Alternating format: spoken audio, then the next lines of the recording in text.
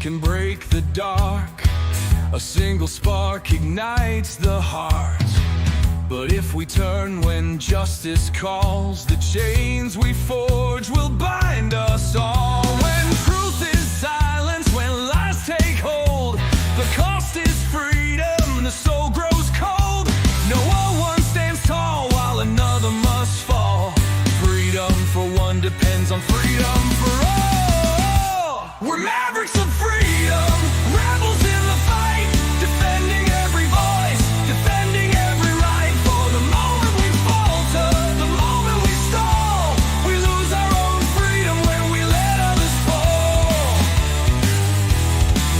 You can't stand free while others kneel. When justice fades, it's freedom they steal.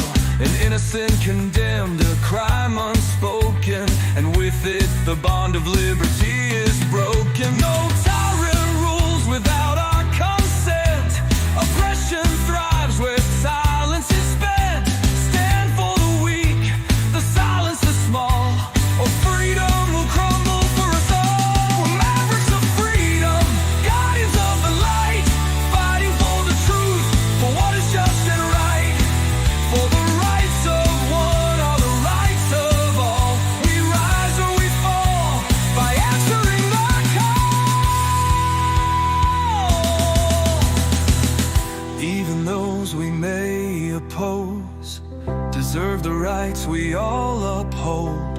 For if we deny them what is fair, we build our own prison in despair.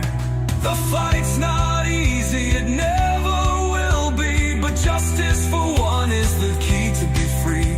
We stand as mavericks, together we strive, defending the rights that keep freedom alive. We're mavericks of freedom, rebels in the fight, upholding every truth, protecting every right. When one is oppressed, we're all in the thrall. Freedom for one depends on freedom for all. So take a stand, let your courage rise. Defend the truth, don't compromise. For the soul of the world, the writing's on the wall. Freedom for one depends on freedom for all.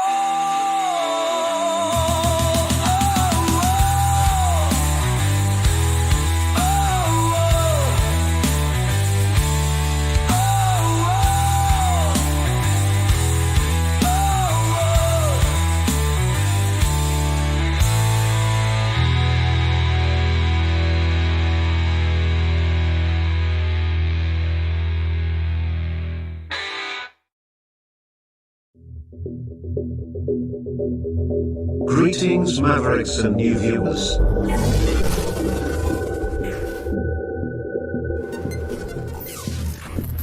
Tonight, direct and live from the Maverick News Network World Studios. This is Maverick News with Rick Walker.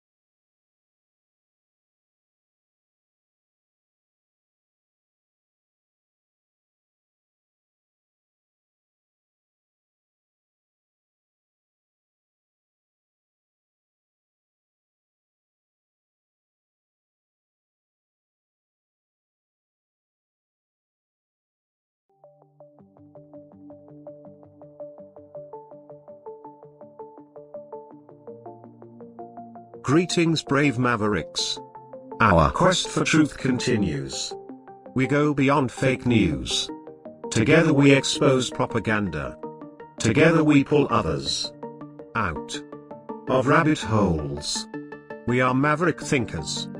We are all unique individuals, defenders of individual rights and freedoms, credible, trusted, grounded in reality.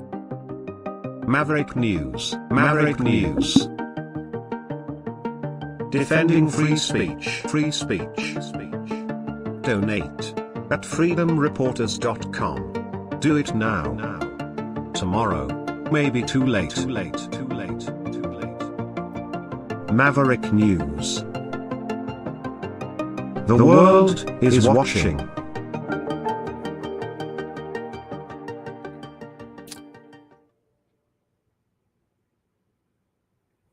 Can you hear me now? Can you hear me now? You should be able to hear me now. Let me go over here. I'm sorry. Every time we go through a computer reboot. Yeah, we have audio now. Yes, okay. Shall we begin again? And I was so good the first time around. I don't know if I can repeat the performance. Hang on just a second. Yeah, I know. My microphone's off, isn't it, John? John? Hello? Everybody's trying to tell me. Thank you for telling me my microphone was off. I have no way of knowing. It's just the way that it works here. So, yeah, we rebooted the computer system. You don't need to know. Let's just get into the program. Let's start again. What are we going to talk about tonight? Unprecedented danger. Bernie Sanders sounding the alarm on what he views as an unprecedented danger presented by Donald Trump.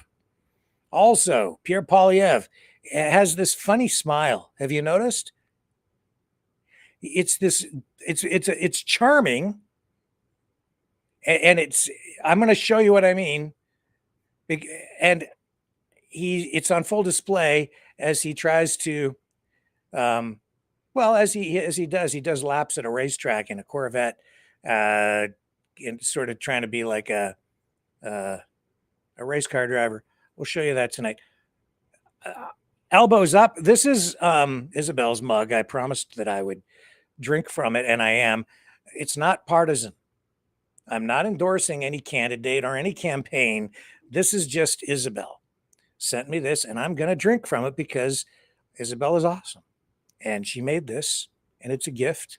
And I don't care what anybody says. I'm drinking from it regardless. Thank you for the mug, Isabel.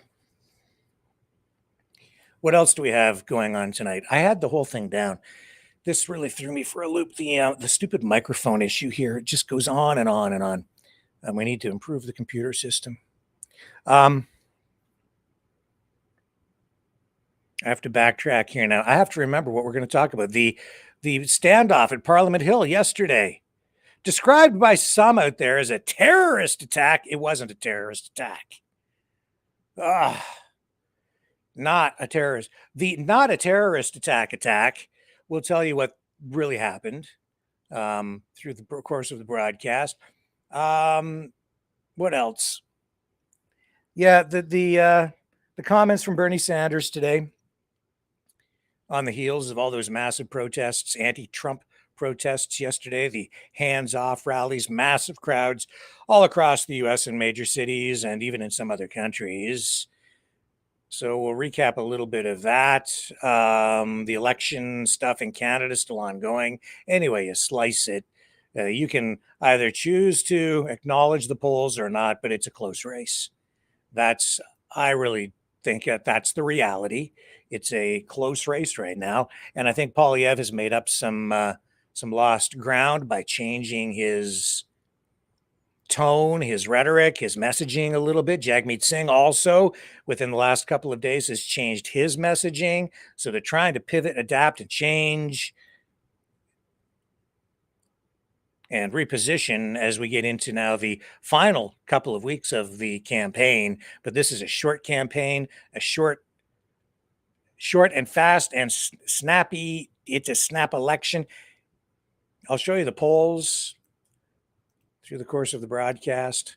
And we'll talk a little bit too about the choices tonight that lay before us as voters, as just citizens of the world, as Canadians.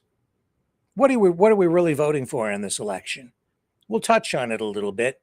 I think it's difficult right now for some people to see what the real options are before them because of the way everything is being framed by, in particular, social media influencers. So I'll touch on that a bit tonight as well. And we'll see where this thing goes because we ran right off the road at the beginning of the broadcast with a microphone that wasn't working. But we have audio and we have video and we are ready to rock and roll. So let's try this one more time, shall we? I'll be back on the other side of this. You know, someone very profoundly once said many years ago that if fascism ever comes to America, it'll come in the name of liberalism.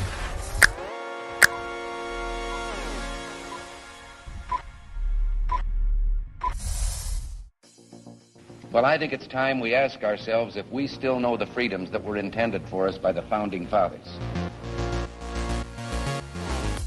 If we lose freedom here, there's no place to escape to. This is the last stand on Earth. The entire world is watching. Every dictator, every crazy dictator in the world is watching.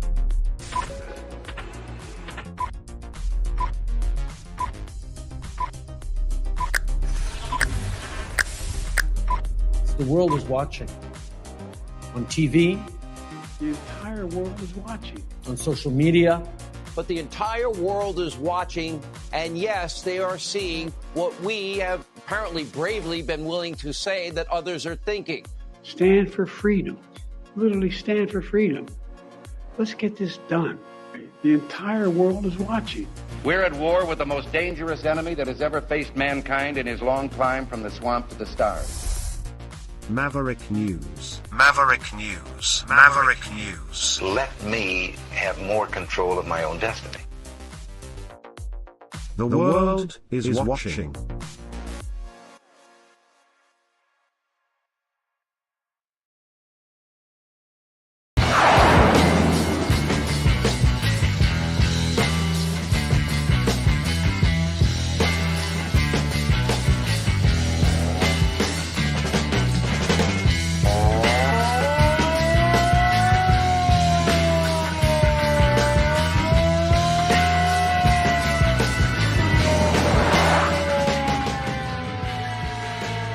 Maverick News. Fighting for freedom.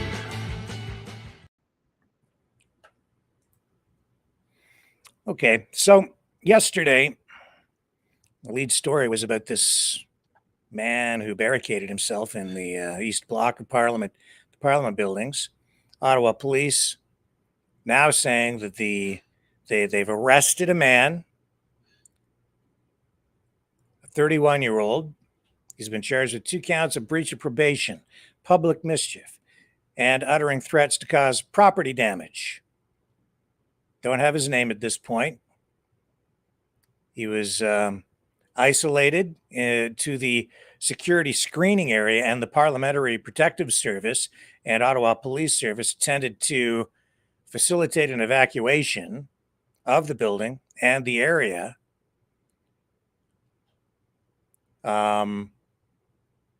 And he eventually, after many hours of negotiations, surrendered peacefully. No injuries reported, no explosives, no weapons or hazardous materials were located. He was acting alone, apparently. And I think that's about the most up-to-date information we have. I'm just checking here again to see if we have anything additional to add to this. Now, yesterday I also said that, In my experience, a lot of years covering of incidents just kind of like that, people barricading themselves in homes and standoffs. The best thing to do usually if you're looking for information is to just wait, be patient, and the details will emerge. I know a lot of people out there jumping to conclusions, looking for conspiracy theories, people saying, I think that it was Mark Carney and it was all his good thing and he did it to get elected. It's like, no. Basically, I think what you're dealing with here is somebody probably with some issues who somehow got into the Parliament buildings. I think it does expose ongoing issues to some degree with security, lax security at the Parliament buildings. And you would think that after all these years, after previous incidents at the Parliament buildings on the Hill, that they would have learned their lesson. But no, somehow this guy got inside. Now, of course, no injuries, nobody really in severe risk there. The police did their thing. They brought it to a peaceful resolution, and I'm sure we will find out even more in the days ahead. But no weapons, no explosives, even though they brought in the robot and bomb-sniffing dogs, all precautionary, all to determine what they were really dealing with. And whenever you're dealing with a situation like that, you don't go in guns a-blazing. You don't charge in there when you don't really know what you're dealing with. Police handled it professionally. They secured the area, made sure that any people in the area were evacuated. They launched an investigation. They engaged in conversation with the man to try to determine what his motives might be, why he's in there. Is he alone?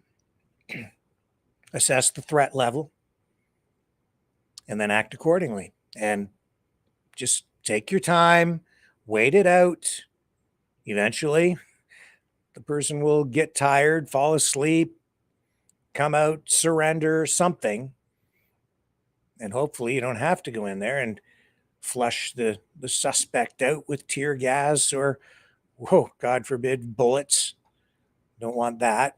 Keep everybody safe. And yeah, that's what we got in the end.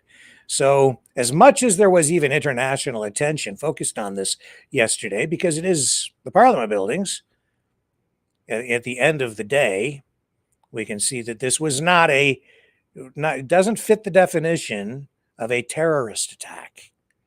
That's not what this was. We know that. And so anybody putting a thumbnail up that says terrorist attack or telling you that it was a terrorist attack, it wasn't a terrorist attack. We'll find out more, all in due course. Now, Bernie Sanders making headlines. See if I can find the clips here. I have to relocate him. It's the Sunday talk show thing today, right? Here we go. Okay. So yes, Sanders warning people. Come on, computer. I do apologize. Here we go. He says the U.S. under Trump is facing an unprecedented level of danger. So Sanders on CBS today. I'm sorry, I can't get this computer to work tonight, folks. It's just jammed up. Let me see if I can get this happening here. Trying again. My apologies. Here. So yeah.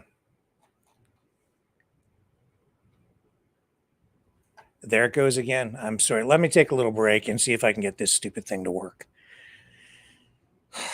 Very frustrating technical difficulties, but we will persevere and I will be back. the sharing of biased and False news has become all too common on social media. More alarmingly, some media outlets publishing the same simply aren't true without checking facts first. Unfortunately, some members of the media use their platforms to push their own personal bias and agenda to control exactly what people think, and this is extremely dangerous to our democracy. In an ocean of lies a century deep, the truth awaits. Choose not the red pill. Choose not the blue pill. For both are an illusion. Discover the power of M. The power of individuality.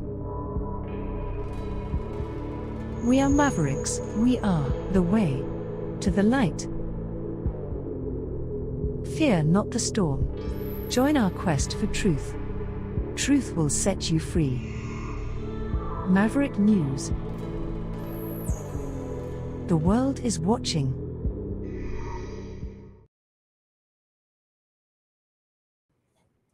All right, let's just go to a different story, and I'll try to get you the Bernie Sanders stuff as we progress, but it's not queuing up, and there's something wrong. Hopefully we get other stuff to run. Let's move over then, shall we, to Commerce Secretary Howard Lutnick.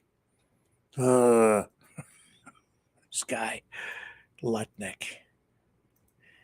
He says he told the American people in the world tonight on Face the Nation that the tariffs, the Trump tariffs, they're here to stay. Oh, yeah. Howard Lutnick. Mr. Secretary, welcome to Face the Nation. Commerce Secretary. Great to be here. We see about 60% of Americans have money in the stock market, which mean that retirees could be just as concerned as hedge fund managers this morning. Did you expect this level of shock in the financial markets? Well, you've got to realize this is a national security issue. I mean, we don't make medicine in this country anymore. We don't make ships. We don't have enough steel and aluminum to fight a battle, right? All our semiconductors are made overseas, so every button we press when we try to start our car or even use our microwave, these are all semiconductors. They're all made elsewhere. We've got to start to protect ourselves, and we've got to stop having all the countries of the world ripping us off. We have a $1.2 trillion trade deficit, and the rest of the world has a surplus with us. They're earning our money, they're taking our money, and Donald Trump has seen this, and he's going to stop it. So it is going to be a big change. Of course it's going to be a big change, but the rest of the world has been ripping us off for all these many years. Donald Trump has seen it, he's spoken about it, I understand and he's just that. not going to take it anymore, and that's his model. And that was abundantly clear during the presidential campaign how much the president truly believes in tariffs and putting him at the center of his economic policy. But you saw absolute panic in the global markets. Did you expect that, or were you surprised? I don't know, but they have to sell their ads. Here we go. Reset the power of the United States of America and reset it against all our allies and our enemies alike. The idea that all the countries of the world can run trade surpluses with America and buy our things with us. Remember, $1.2 trillion. In 1980, we were a net investor, meaning we owned more of the rest of the world than they owned of us. Yeah, it's a different world. It's a different market. And now they own $18 trillion of us net. So that means the rest of the world, every year when we run a $1.2 trillion deficit, the rest of the world buys $1.2 trillion of America, and it goes up and up and up. And eventually we're not going to own America, and we are going to be owned by the rest of the world. Imagine if we had a war and we can't build a ship, we can't fly a plane, we can't build our own planes, we don't have our own semiconductors. This is what the president is here to fix for America. It's in his hands, and he wants to fix America. This is his chance to fix America, and we need him to fix it for our children and our grandchildren. Okay, but for businesses to do what you're doing, because what I hear you laying out there is a plan to reindustrialize the United States and to bring companies back to America. For a CEO to choose to invest. Well said. But for a CEO to make those decisions, you know this, they need certainty. They need to know if it costs them more to stay overseas or if it costs them more to move here. So can you give them clarity so that they don't just cut jobs because they're dealing with the cost of these tariffs? Can you tell them how long they're staying in place? Absolutely. The United States of America is going to protect the people who invest in America. Trillions and trillions of dollars, you heard the president speak about it, are coming to invest in America. This is the economy of the world. We are the consumer of the world, and companies need to build it here, and we will protect them for building it here. Okay, we will help the American workers. Yes, American workers are more expensive, but they're better. We're going to protect all the factories that come to America, and that's what's coming here. So okay, the president is the 10% tariff He's going to permanent? protect them. Well, remember, this is a national security issue. I got it. Is the 10% tariff our budget permanent? deficit? That, you know, the laws of America are the laws of America. He would like it to be that we need to protect the companies that invest here, and we are going to protect the companies that invest here. That is the policy of the United States of America. That's why trillions of dollars are coming here. The ripoff of the United States of America is over. All these companies are going to come and invest here. That's what they're doing. That's why they've committed trillions of dollars. They know this is the economy. Mr. Secretary, this is the place to go. Mr. Secretary, the campaign's over. You won. So I'm asking what the plan is. So the Treasury Secretary said on another network, we're going to hold the course. It's not the kind of thing you can negotiate away in days or weeks. That makes it sound like the tariffs are staying in place at least for days or weeks. Is that correct, or is the president considering postponing implementation to negotiate? There is no postponing. They are definitely going to stay in place for days and weeks. That is sort of obvious. The president needs to reset global trade. Everybody has a trade surplus, and we have a trade deficit. We are paying away our future and our lives. The countries of the world are ripping us off, and it's got to end. The president has made it crystal clear. This is the policy we are going to protect. The factories that come build in America, we are going to protect them. They're going to be successful. That's why they're going to build in America, the greatest economy in the earth. All of these companies are going to come and build here. So when... No. Oh, man. Oh, man. Oh. The United States is not being ripped off by people working in, like, Haiti who are making T-shirts, who, like, just like the people in Sri Lanka, are working for like $1 a day. Somebody might be getting ripped off, but I don't think it's the people in Haiti or Sri Lanka or Moldova. I don't think it works like that, Howard. For the other perspective, we do go to Bernie Sanders, and maybe we can get this to run. Here he is over on CBS this morning. You know, this is like, I don't know if you've been paying attention, but Bernie Sanders is attracting huge crowds. He has been for weeks now, as he has these rallies in city after city after city after city. Look for him in the next presidential election. As long as his health holds up, he's getting up there in years too. But this is like what you're witnessing, if you're paying attention, is the rise of Bernie over on the other side of the political spectrum. And that was partially evident even yesterday with the hands-off rallies. Oh, you can try to dismiss those as being artificial or put together with paid protesters, but I'm sorry, the crowds were too big to just be paid.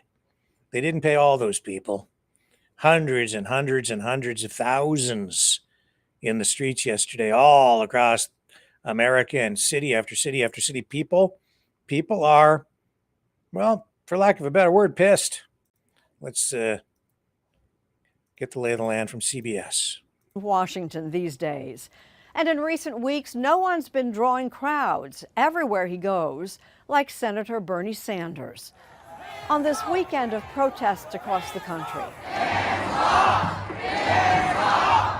From Maine to California to Washington, D.C., the Vermont Independent is talking with our Robert Costa. Bob, this country today faces an unprecedented level of danger, something that I've never seen in my lifetime. We are a nation that is moving rapidly toward oligarchy, which means that we have a government run by the billionaire class for the billionaire class. You've had this consistent message for a long time. Is there more urgency now in this moment? I think there is, and in many ways, I suppose you can thank Elon Musk and Trump for that. Ever since President Trump took office, surrounded by some of the richest men in the world, Senator Bernie Sanders has been sounding the alarm.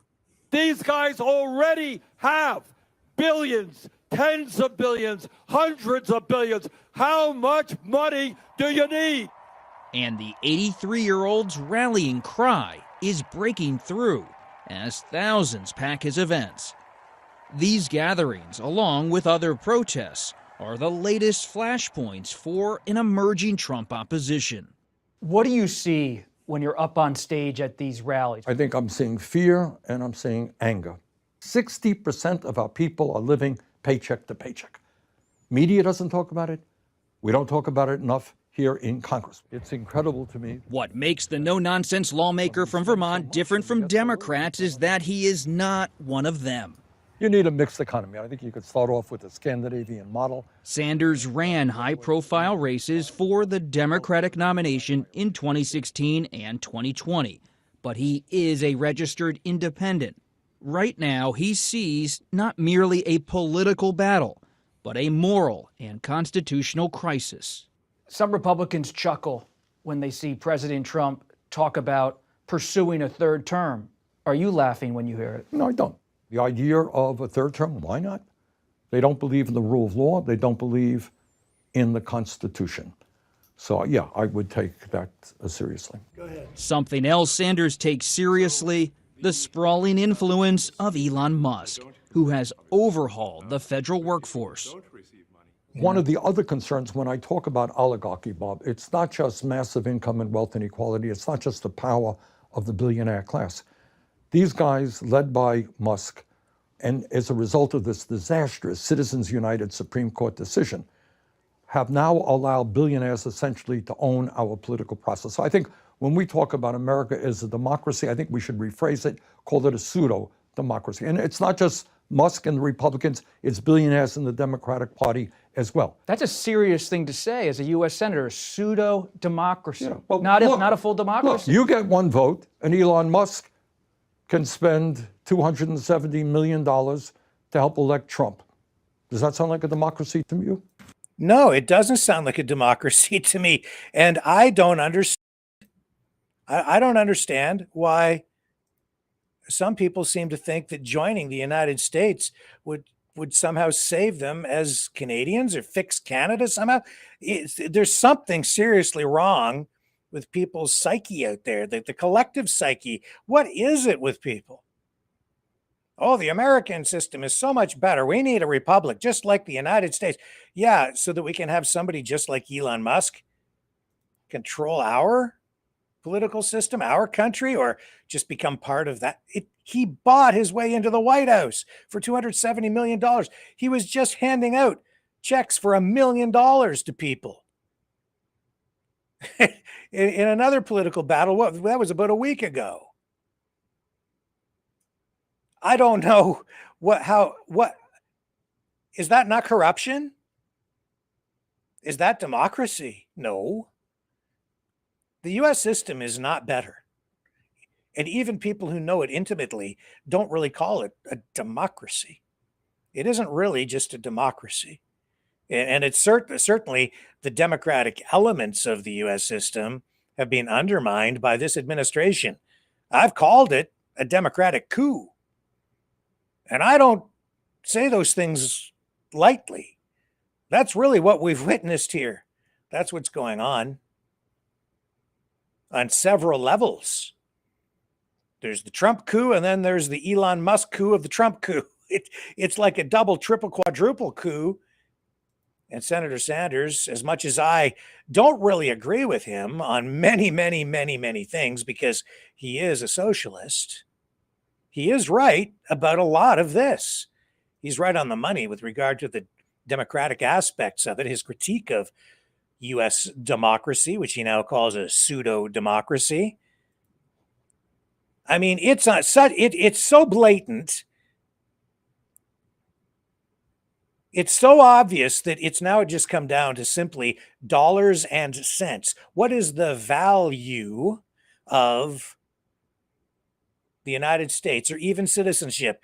Donald Trump has pegged it at $5 million with his Trump gold cards. You can buy citizenship and just fast track your way in for a cool $5 million. Get yourself a Trump card and become a U.S. citizen. Yeah, it's not about the content of your character. It's about how thick your wallet is these days. Is that the kind of society we want? And then people sit up here and they're criticizing Mark Carney because of what he's written in his book called Values, which is really an academic exercise. If you read the book, I'm in the process of reading it, where Mark Carney, the current prime minister, seeking election to his first term as a full-fledged member of parliament in this election, just explores various issues related to the modern economy, modern economics, and values, and the social and moral aspects, questions that surround an economy. This is largely what Bernie Sanders is talking about here too. The moral and ethical aspects of economics, tariffs, a controlled economy versus a free market economy. Donald Trump is no conservative. And you're looking at about 15 different firms. Sanders also objects to an executive order, pressuring major law firms whose clients are seen as hostile to Trump. Some firms have reached financial agreements with the administration. What do you make of the law firms cutting deals? Absolute cowardice. Some of them seem pretty eger to They cut do, a deal. because for them, you know, they're zillion-dollar law firms and money, money, money. So they're going to sell out their souls to Donald Trump in order to continue to be able to make money here in Washington. What's the cost to the country when that sort of thing happens? It is indescribable. The senator's mission, at a time when most his age are retired, can be traced back to his Brooklyn roots. I remember watching your brother in 2016 in Philadelphia nominate you and speak of your parents. They loved the New Deal of Franklin Roosevelt, and we'd be especially proud that Bernard is renewing that vision.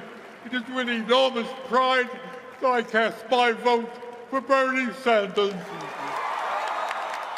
My politics are influenced by two aspects of my life. Number one, I grew up in a working class family. We were never poor. My father worked all the time, just never had any money. It was paycheck to paycheck. And the other one is, you know, being Jewish, remembering what the Holocaust was about and seeing people in my neighborhood having tattoos, numbers on their arm from concentration camps.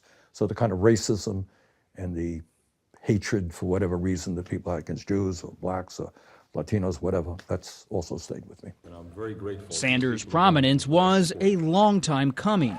He labored on the fringes of state politics, then on the fringes of Congress. Okay, thank you all very, very much. The sparsely covered news conference for his first presidential bid, launched 10 years ago this month, was a portrait of a long shot. Did you think 10 years later you'd still be out here doing these rallies? This is, of course, CBS Sunday Morning. Great, great news program. I mean, it really is. It's a great news journal, video news journal. The caliber of journalism here is just stellar. And they are really chronicling here for us, recording the rise of Bernie Sanders in the wake of this Trump victory, which is not, has not been, it was not as big a victory as some people would have you believe. Yes, he won state after state after state after state, but really, the states, even where, especially the swing states where he won, not like landslide victories.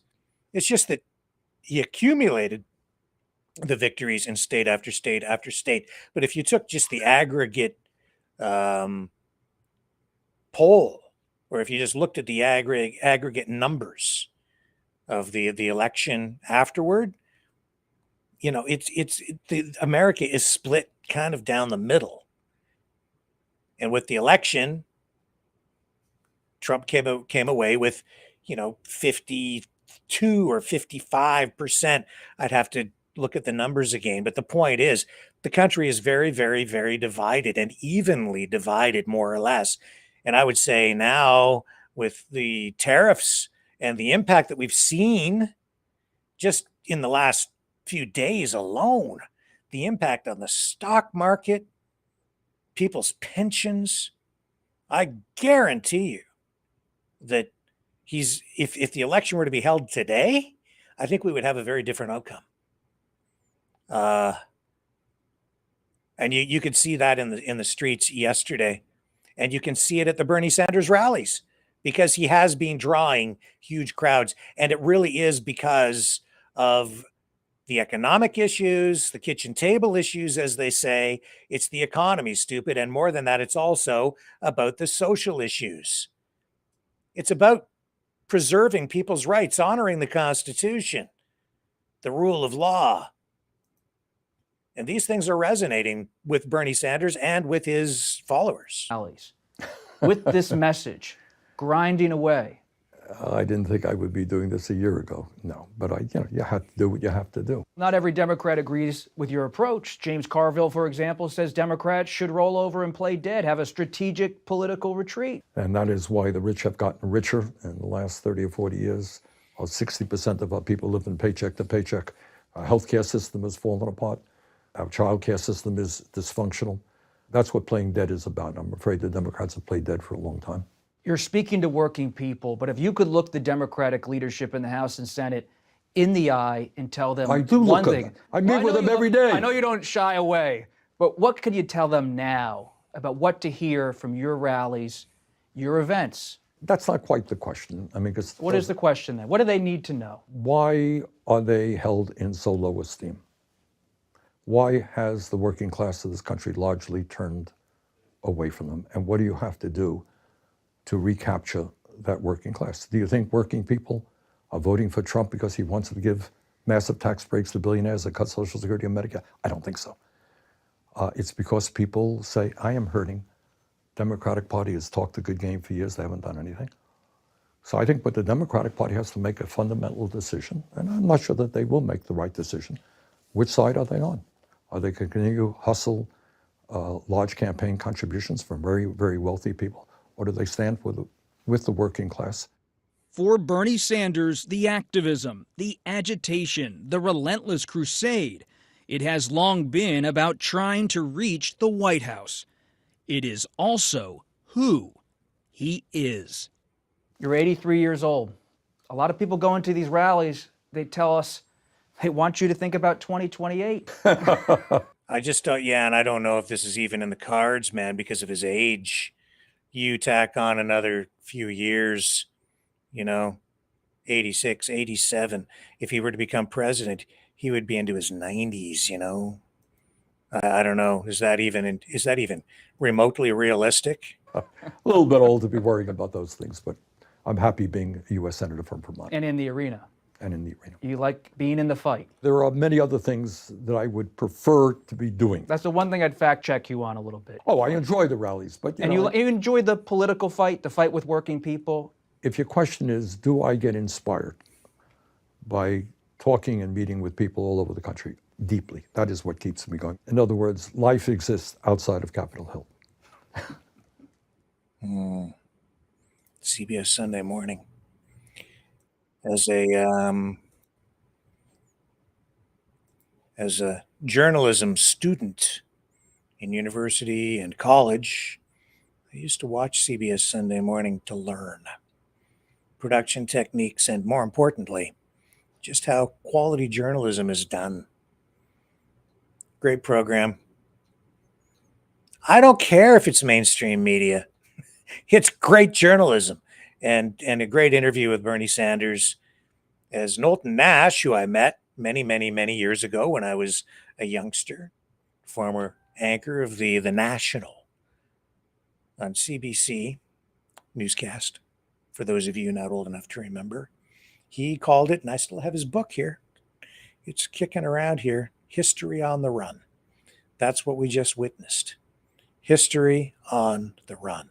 Yesterday with the big rallies and this follow-up interview with Bernie Sanders tonight, illustrating in fine form that for every action, like the Trump victory, there is an equal and opposite reaction.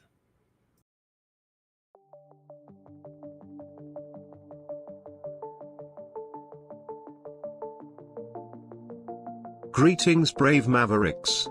Our quest for truth continues. We go beyond fake news. Together we expose propaganda. Together we pull others out of rabbit holes. We are maverick thinkers. We are all unique individuals, defenders of individual rights and freedoms, credible, trusted, grounded in reality. Maverick News, Maverick News. Defending free speech, free speech. Donate at freedomreporters.com. Do it now. Tomorrow may be too late. Maverick News. The world is watching.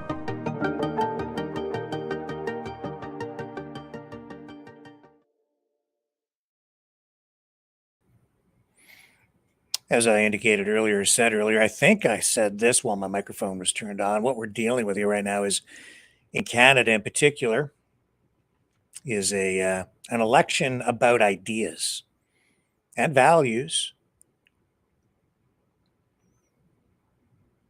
In fact, we're really immersed in a war of ideas right now. We really are.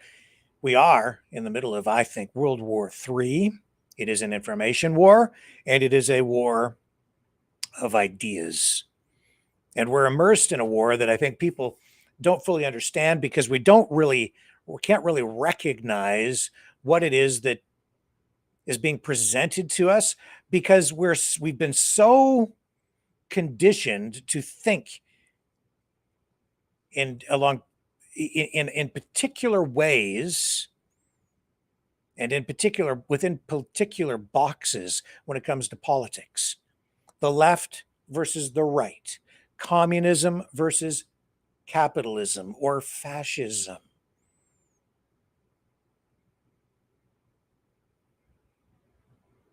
Socialism versus just straight up free market capitalistic economies.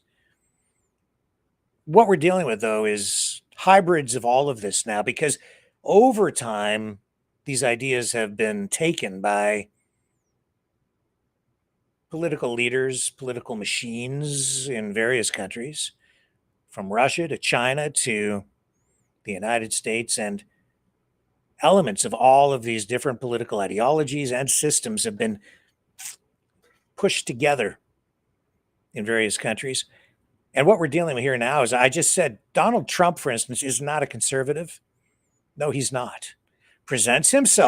Has presented himself, even early on when he came down that escalator, and I was buying into it, that he was somehow a conservative. And I'm seeing so clearly now that he is not. He's not really a socialist in the typical or traditional sense. He's not a communist. He's not a Republican. He's not the Democrat either that people accuse him of being, even though he used to be part of the Democrat Party. What he is he's a neo-populist, for lack of a better phrase. I call it communofascism in some respects. I've used that phrase to describe things because it's the convergence of the left and the right. And the populist movement taking people from across the political spectrum, working class people, a lot of them, as Bernie Sanders points out, but the political ideology being presented as a choice that has been embraced by so many in America now, because they voted for it, and now we have it, is this neo-populism. It's not just a traditional populism, in my view, and I think that's quite evident. This isn't your grandfather's populism, your great grandfather's populism. This is neo-populism. This is something new. And this use of tariffs in this way is also, I would say, completely unprecedented. These are ideas. It's an experiment. In some cases, you might even argue it's revenge by Donald Trump going after his political enemies. It's dark. And it's certainly, from a political perspective, what Donald Trump is doing, a legal perspective, it does not honor the Constitution. It does not honor the rule of law. It doesn't respect the rule of law. They don't believe in democracy. They just want what they want. They don't want free and fair elections at all. They just want what they want. That's why he's ruling with a Sharpie and executive orders. That's not democracy. Elon Musk, overseeing Doge, clearly a conflict of interest. If ever there was one, it's just obvious that people are just looking the other way because they seem to want what they want, whatever it is that they think they want. And yet the very thing that they think they're getting is a lot of this is upside down, world man. The thing that you're being sold is the opposite. What you're being sold is the opposite of what it is that you're getting. Tariffs. Elon Musk just this couple of days ago came out and said that he wants a zero tariff environment for global trade. Zero tariff. What zero tariffs? And Trump is sitting there saying that he's using tariffs because they don't want tariffs, because the United States has been ripped off, and so the United States is responding in some defensive using tariffs as some defensive measure. And as I pointed out, it's like you're not getting ripped off by somebody manufacturing you t-shirts for $1 a day, dude. That person is not ripping you off. And when I say that person, I also mean the people in that country. That country is not ripping off the United States or Canada, for that matter. If anything, we've been abusing those people for decades and decades and decades and decades, taking advantage of them. And why? Because we finance it all with debt and then buy the stuff with paper money, run up a debt, pay them $1 a day, get their stuff back over here. And it's basically debt-based financing, just perpetual.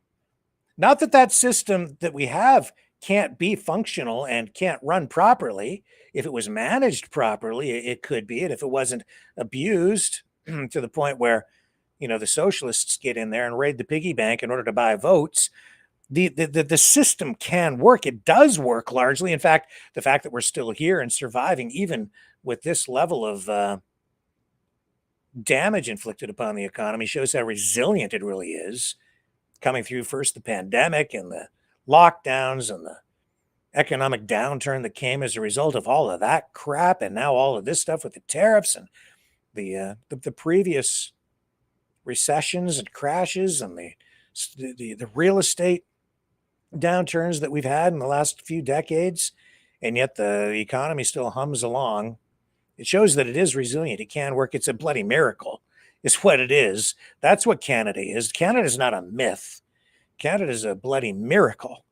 Do you know how hard it is to put together a society and feed everybody every day, make sure there's food on the shelves at the grocery store, that the roads are paved, your garbage is picked up on Tuesday, to make sure that you have proper sanitation so that you don't have rats running through the streets, that everything is nice and clean and tidy in your neighborhood, that you don't have people running around with submachine guns blowing people's heads off all the time.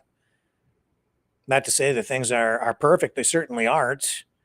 We have growing social problems, but overall, Western society is a bloody miracle, and it's the most affluent society ever built in the history of mankind. It's a miracle every day. The affluence that we've been able to bestow upon people using our systems, and yet here we go with all of this economic experimentation through Donald Trump and these crazy tariffs, tearing it all down. Tomorrow, some people predicting Black Monday. The bleeding is expected to continue, and the markets open in the morning on the U.S. stock exchanges. It's just like, I can't believe that this is going on. And we've seen the pushback in the Senate voting against Trump, but not binding. Still more steps need to be taken. Now, it could happen. These tariffs could be blocked, but it's going to take a lot of political will and a lot of courage, because right now everybody, it seems, is afraid of Donald Trump. And why? Why would they be so afraid of Donald Trump? Because he's an authoritarian. And that's not freedom. Make no mistake, he's an authoritarian. Working within the constraints of public demands for the preservation to some degree of democracy, the rule of law, and a constitutional order within the United States and even worldwide. And yet he's masking over it, doing an end run around it with his censorship, which he then says doesn't exist because he's ended censorship, which he clearly hasn't, because he's banning books. Says, that he's all about law and order while he violates people's rights, has people chased down in the streets and arrested, and then shipped off to a prison for what essentially basically amounts to a life sentence on charges that are never heard before a judge. People's due process just simply ignored, trashed. Speaking of which, I guess there's another order to the Trump administration, to Donald Trump himself by that court, ordering again that man, I have to look up the details on it, but I told you about it last night, returned improperly, illegally, in error, picked up and shipped off a man protected by U.S. law. He was shipped off to that prison in El Salvador, and Trump has been told, you got to get that guy back. But will he even obey the courts? Because now he has basically immunity. Everybody here in Canada is like, oh, our politicians are immune from prosecution. And, no, Donald Trump is about the only one who seems to be above the law. And that's because he does have immunity now because of the Supreme Court ruling prior to him actually being reelected. That's why people are so afraid. He rules through fear and with a Sharpie. If that isn't authoritarianism, I don't know what is, but that looks like authoritarianism to me. I don't see a lot of debate at various levels of government over the executive orders that he signs. These are just, I hereby decree. Could you imagine people losing their minds up here in Canada if our prime minister, whether it's Poilievre or Trudeau or Carney or previous prime ministers, any of them, Harper, any of them, if they just went in and started writing up new pieces of legislation and signing it on a piece of paper and saying, there, it's done. Our system in Canada does not work like that. We've got way too many checks and balances in place. And yet I see all these separatists saying, we need to join the US of A. It would be so much better. Yeah, well, they're just selling you a tax break. And they're telling you that you have to defeat the liberals. This is the best way. Canada is way too liberal. Well, if you join the United States, what are you going to do when Bernie Sanders or someone like him gets elected the next time? And then you have a socialist government down there where, and maybe Sanders wouldn't be so bad. You have to remember, too, that Bernie Sanders, very popular within the MAGA movement for quite a while. People are saying that Sanders should join with Trump. Didn't happen. And a lot of voters are Sanders people who came over to the Trump camp, and they will easily go back if they haven't already. You think back, you go back, you review it. It's true. And that's because both Trump and Sanders appeal to the working people. They're both, in a way, populists. But the kind of populism that Bernie Sanders is practicing, certainly I don't think is authoritarian in nature. It is democratic. He's a democratic socialist. Donald Trump, he's a Sharpie socialist. And don't tell me that he's a free market guy, because that's not what tariffs are. Tariffs are the opposite of that. Absolutely the opposite of that. This is a controlled economy. What Donald Trump has done with Liberation Day is he has marked the end of globalization, economic globalization. He's forced an end to that. He's forced an end to the way that trade has been conducted essentially since World War II. A fundamental overhaul of the global trade system. And it means degrowth, it means retrenchment, it means the United States isolating itself in many respects. And with that, what you're getting is a response from other governments around the world who are like, especially Western governments, where so much affluence really has been generated through the closest thing we've ever had to actual free markets and a free market economy and global trade, which any economist, any real economist will tell you that facilitates growth and prosperity. And that's what we've had. And a lot of people want to find a way to preserve that, or at least try to salvage what we can from that, and then move ahead within this new world order that Trump has ushered in, to find a way to combat that, to make sure that we preserve the prosperity that we've built as a global society, as a national society, within a rules-based system. And when I say rules-based, I mean within liberal democracies, classical liberal democracies, within countries where property rights are honored and respected, where laws are respected because constitutions are respected, because borders are respected, where the sovereignty of nation states are respected. All of these things are integral to making sure you have a sound, robust, and functional trade system internationally and even domestically. But when you have somebody in the White House like Donald Trump, who doesn't even honor his own agreements, tears up contracts, ignores them, makes excuses through national security emergencies in order to make excuses for various dunderhead moves that he makes to proceed with his economic experimentation and enact these massive across-the-board tariffs against all these countries. When that stuff's going on, man, it's just destabilizing. Well, what's going on in Canada right now? Well, actually, to understand what's going on in Canada right now, I'm going to play a clip here from Times Radio. Great interviews on there every day. I mean, these guys also engage in, I would say, top rate long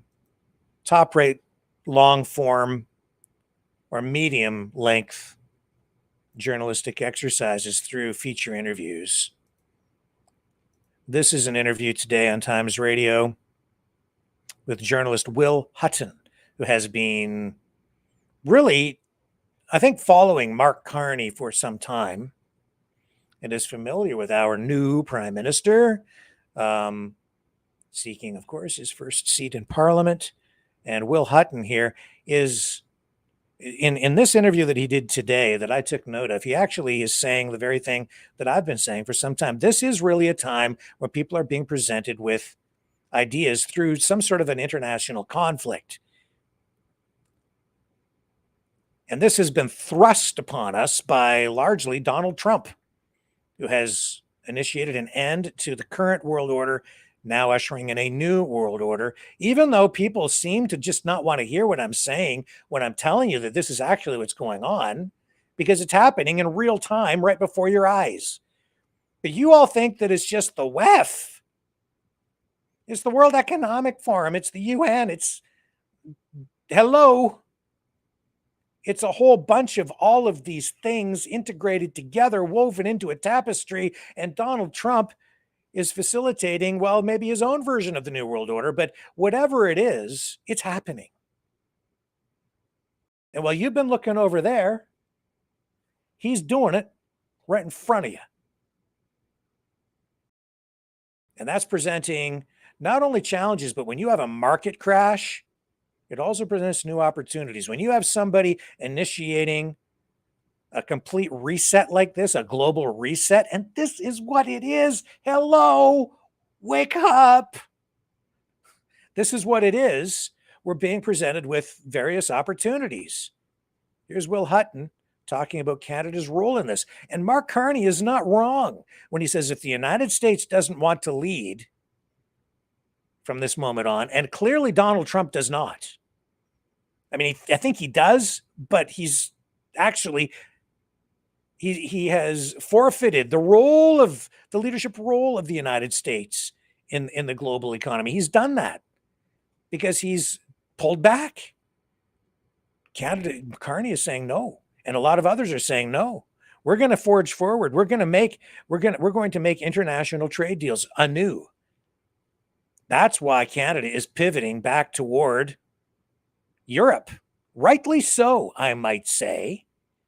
Because at the end of this exercise, as I think Will Hutton will illustrate for you here, at the end of this exercise, we may just, at the end of this, just come along and pick up the United States on the back end of this in a positive way that is not threatening, that is constructive, and will again usher in a renewed era of prosperity. But we're being presented with a couple of very clear pathways forward for the economy and our societies. Well, what I know actually is that Macron, Merz in Germany, Starmer, Mark Carney, the Australians, and even the Japanese are in urgent conversations about how to kind of rescue something from the wreckage and keep their markets open. So I think it's the kind of fight's on, and it's going to be very intriguing. And indeed, just to say this, I mean, Mark Carney, who used to be the governor of the Bank of England, now Prime Minister of Canada, and everyone thinks he might win and be reconfirmed as Prime Minister of Canada on the elections there on April the 28th. And he's made his position clear. He wants a really kind of deep trade deal with the European Union, I mean, de facto membership of the customs union in the single market. And the British government would like to kind of come in on the coattails of that and then extend the invitation to other countries.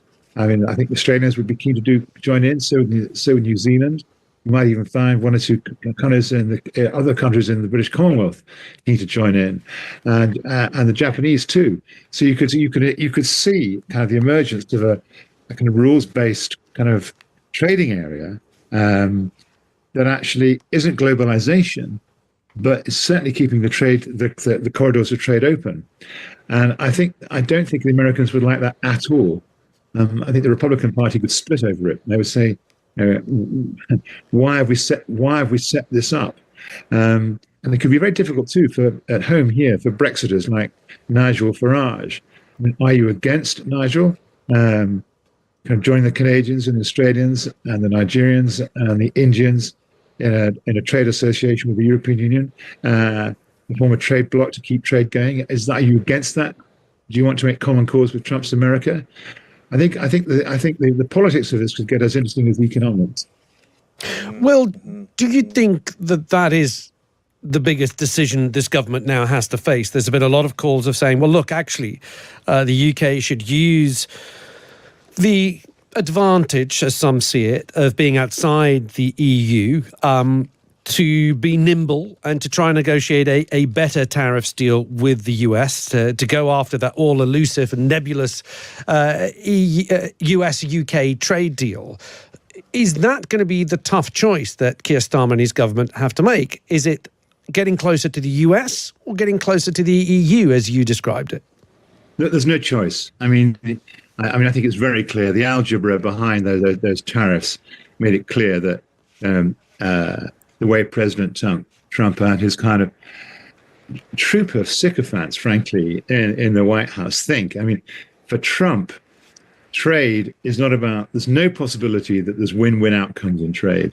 You know, economists, and, you know, I lean to the left, you'll talk to other people who lean to the right, but one thing unites all economists is that that trade is growth inducing.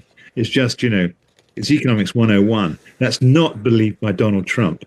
Donald Trump thinks that if you have he's an old-fashioned mercantilist. He believes that, you know, you trade to get lots of gold bullion. This is what we thought before kind of modern times.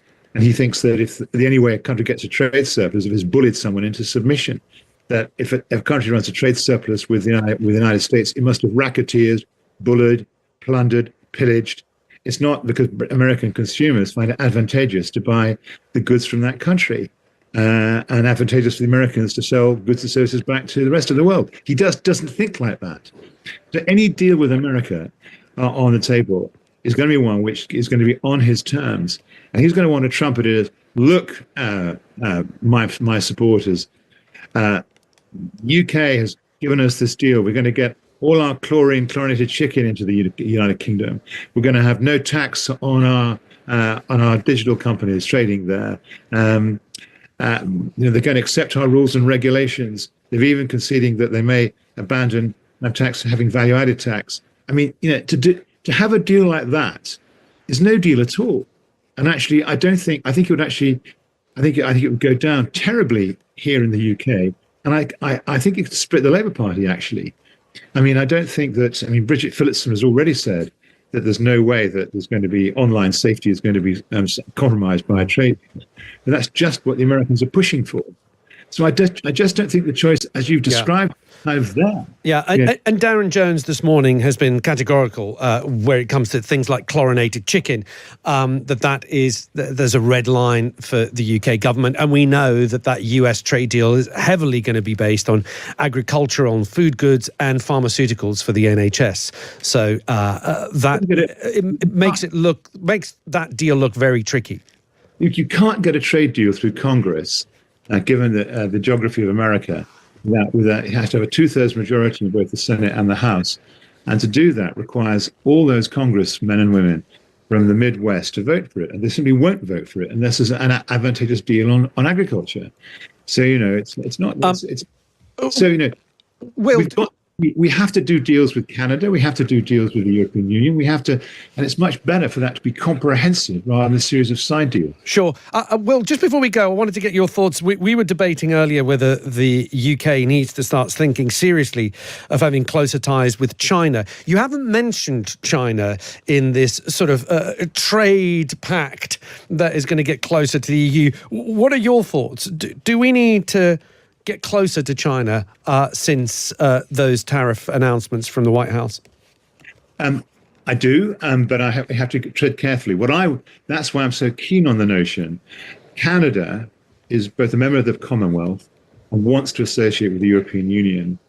And that is a kind of bridgehead for Britain to work with Canada to open that possibility up. And then, having done that, to make the same kind of terms available to other Commonwealth countries. Australia and New Zealand will bite our hand off to do it. I have no doubt. And I suspect South Africa would as well. And then India might want to have a kind of special deal. And Japan and South Korea would also. And once you've got that in place, you then start talking to China. You've got to do something comprehensive that they kind of, you know, and that you're then talking, if those countries I've just mentioned got their act together, the Commonwealth, Japan, and the European Union, you are talking about, you know, close to certainly more than 40%, maybe even close to 45% of world GDP. And then you turn to China and say, this is what we're doing. We're going to be, we don't want you dumping products on us. We're going to have special safeguards. But if you want to play ball with this new trade order we're creating, you're welcome. I would also say the same to the United States, by the way.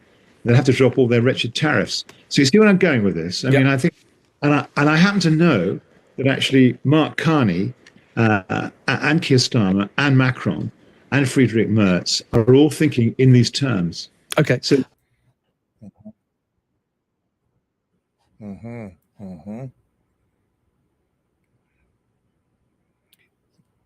There's nuance here.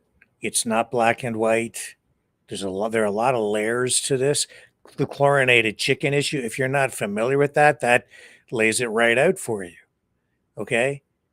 These tariffs, it's not about just being ripped off. It's like in that particular case, when you're talking about international trade in an agricultural product like chicken, the chlorinated chicken issue is about how the chicken goes through the butchering process and processing, because in the United States, in some cases, the processing involves washing the chicken with a chlorinated substance to remove bacteria, and it's a food safety thing. The bigger issue for the EU is that they're worried about, of course, the presence of chlorine, but it's also an issue of them saying that the chicken is prepared or goes through the process of being butchered at various steps. Because it's chlorinated later, they have lower sanitary standards at various other stages of the processing system. And so they're saying that they don't want the chicken because it doesn't meet their standards for food safety and food quality. It isn't just about being ripped off. It's about issues like that. And I know that a lot of people in our community here online, you're very concerned about food safety, food quality. Isn't that what RFK Jr. is supposed to be looking at and dealing with in his new role within the Trump administration, is things like food safety? And yet the United States and Donald Trump is pushing right now to get chlorinated chicken exported in huge quantities into the European market. And they're saying, no, we don't want it. We don't want that because our standards are different than yours. And Trump is trying to impose U.S. standards on the European market in much the same way that he's trying to impose a similar set of standards here in Canada on our dairy farmers. It is not just a dollars and cents issue. It's an issue of production standards, safety issues, environmental issues, and even social issues. Yes. Wages, working standards, safety standards for workers. Regulations. How much regulation are you willing to tolerate? How much do you want? Do you want your construction workers just to go up scaffolding with no safety harness on because they can do it faster and cheaper, but you're going to have more people killed? These are all issues, and all of these kinds of things can add cost to the production of things. Tariffs in being used by Donald Trump in the way that he's using them right now, it's just an oversimplification of a myriad of economic and social issues all coming together. And that's really, if you want to look, actually, that's where Will Hutton comes in, because he actually did a review of Mark Carney's book for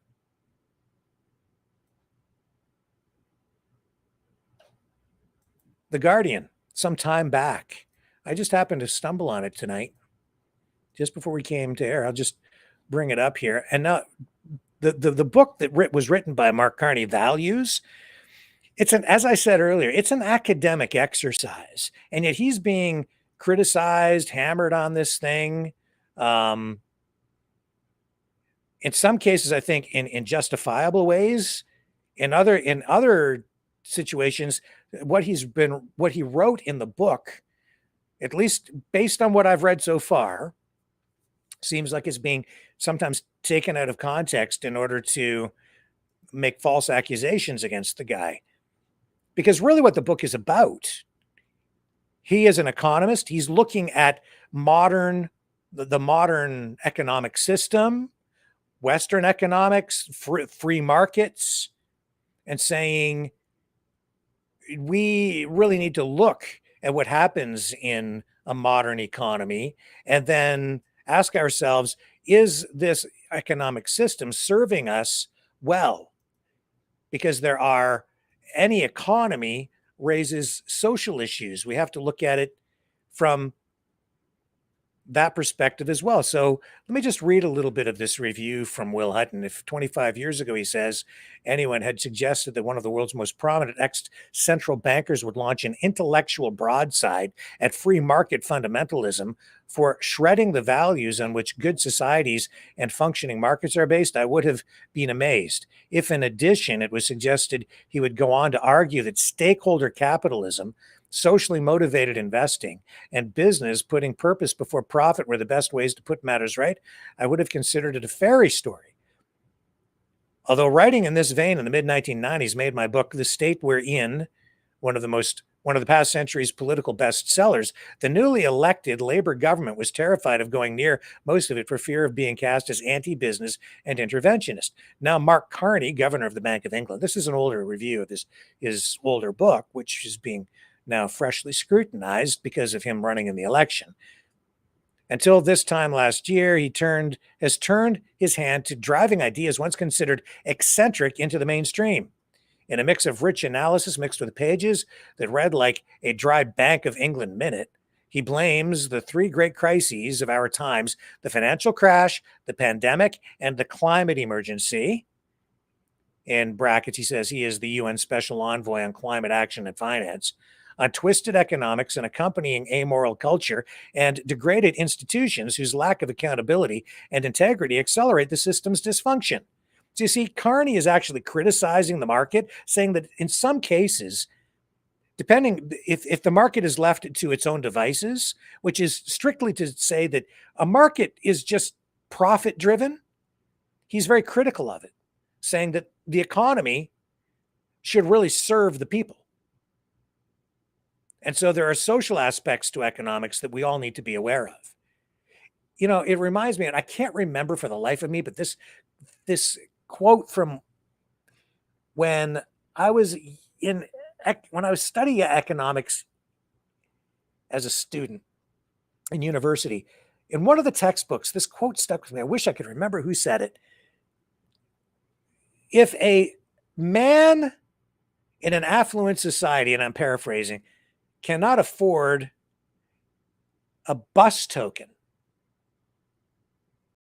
is such a man in an affluent society really free? You see, it's about fairness.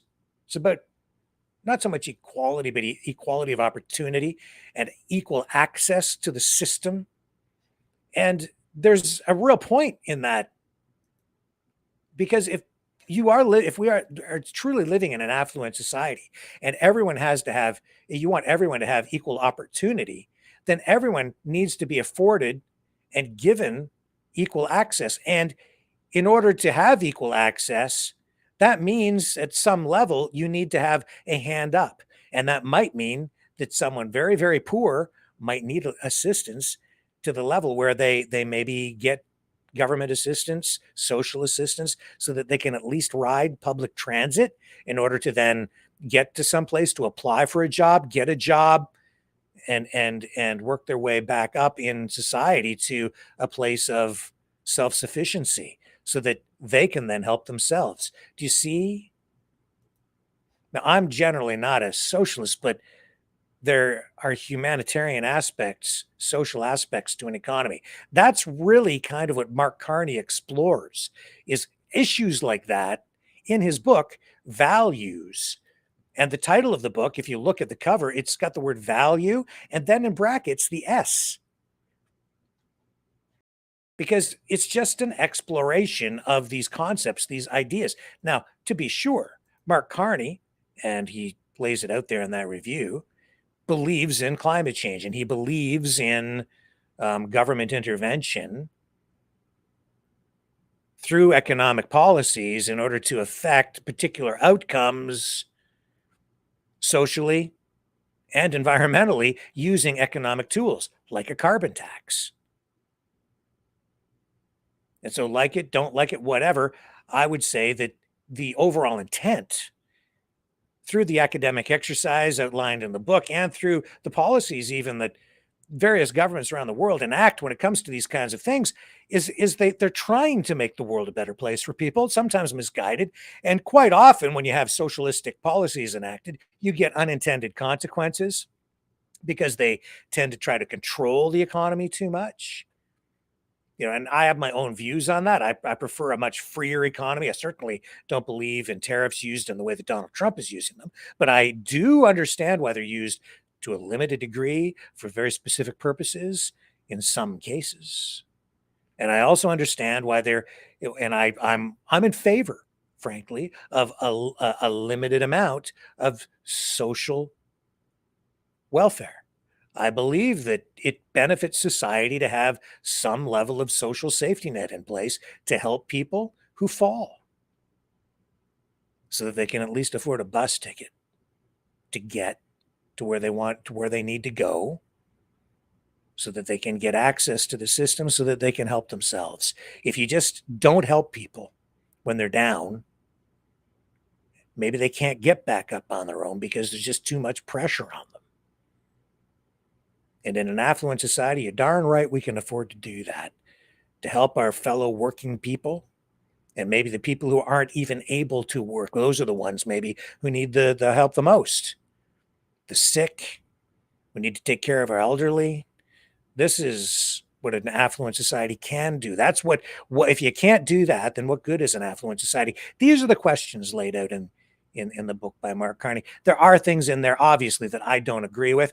There are some things in there, though, that I'm still looking for the quotes, because he's been attacked on things like, and I'm gonna keep digging into this book, and I'm gonna try and find more of this, because one thing I don't like, I really take exception to, is lying, misrepresentations, character assassination.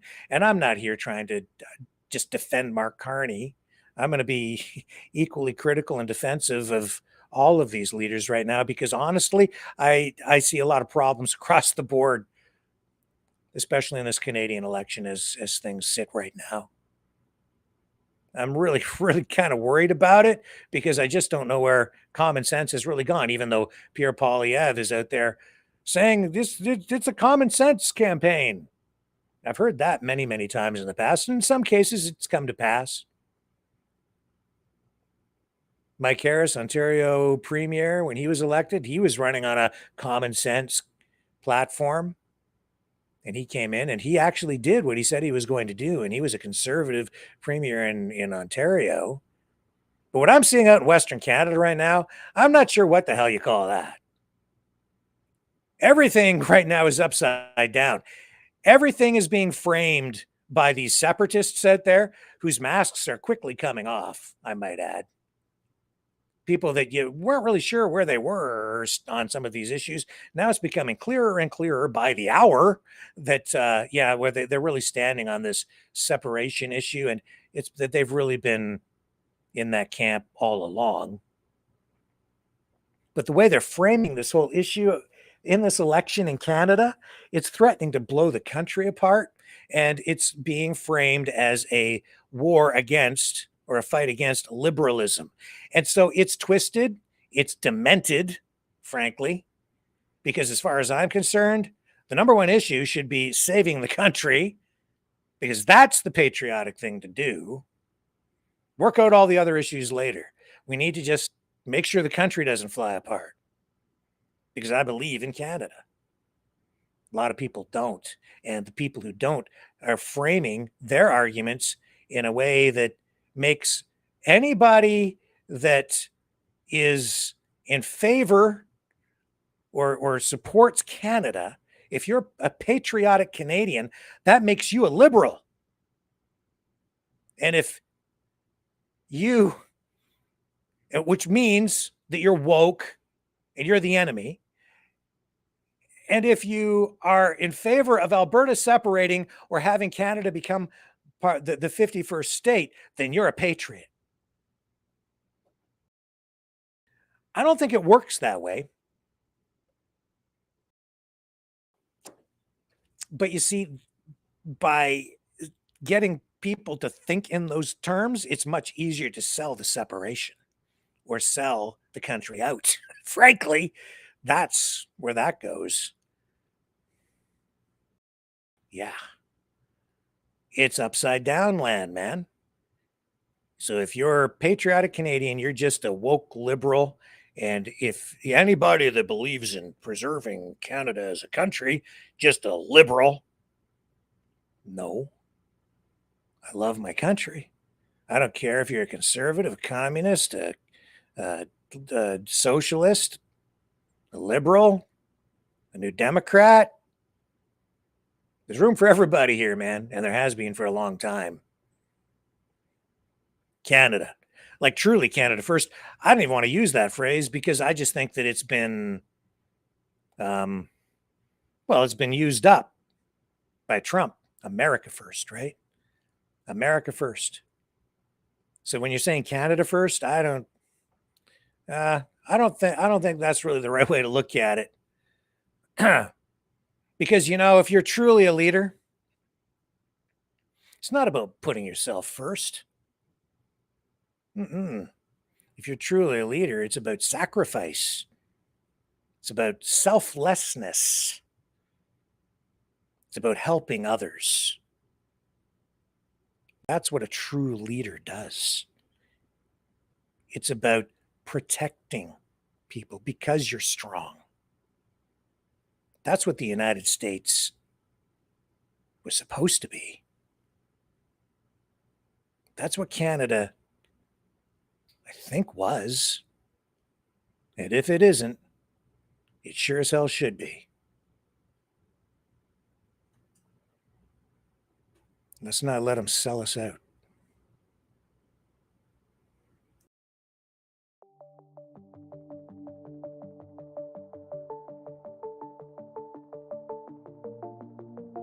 Greetings, brave Mavericks. Our quest for truth continues. We go beyond fake news. Together we expose propaganda. Together we pull others out of rabbit holes. We are maverick thinkers. We are all unique individuals, defenders of individual rights and freedoms, credible, trusted, grounded in reality. Maverick News, Maverick News. Defending free speech, free speech. Donate at freedomreporters.com. Do it now. Tomorrow may be too late. Maverick News. The world is watching.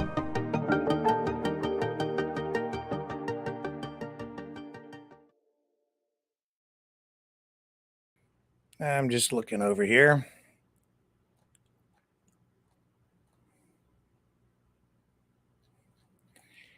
Where are we at?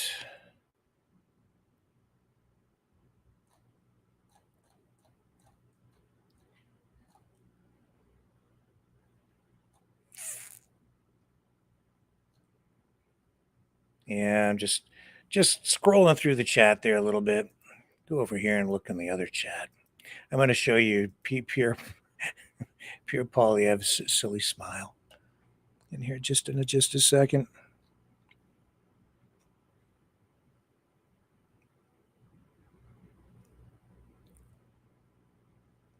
Hey, there's Jack Frost. Hello, Jack Frost in the chat. Great to see some new faces and voices in there tonight. That's fantastic. And hello, Isabel. I see you in there too. Thank you. Yeah. Okay. So I could go on and on and on and on and on. So Poilievre, I just to make note here, he is defending tonight one of his candidates out in British Columbia who made comments about residential schools that were controversial. I think the candidate's name is Aaron Gunn. And Poilievre has been defending him. There was reports of a letter from numerous Indigenous and municipal leaders in BC that say Gunn has denied the impact of residential schools and intergenerational trauma among Indigenous peoples. But he says that the assertion was false. And Poilievre went on to say he has not denied the impact of residential schools. That's just misinformation. He goes on, and this is also from Poilievre. He says, in fact, he has said that he wants to continue to condemn the residential schools and build stronger partnerships with First Nations people to unlock our resources so that we can produce incredible paychecks and opportunities for First Nations communities. That was during a news conference out in BC. So that's the latest on the embattled candidates front. And we've seen quite a number of candidates drop off, both on the Conservative side and the Liberal side, since the beginning of the campaign. And we've just barely gotten started. Now, also today, Poilievre saying that he would ban any new supervised consumption sites from opening, drug consumption sites, while also making it harder for existing sites to operate. And he says if elected, he would do that as a form of harm reduction.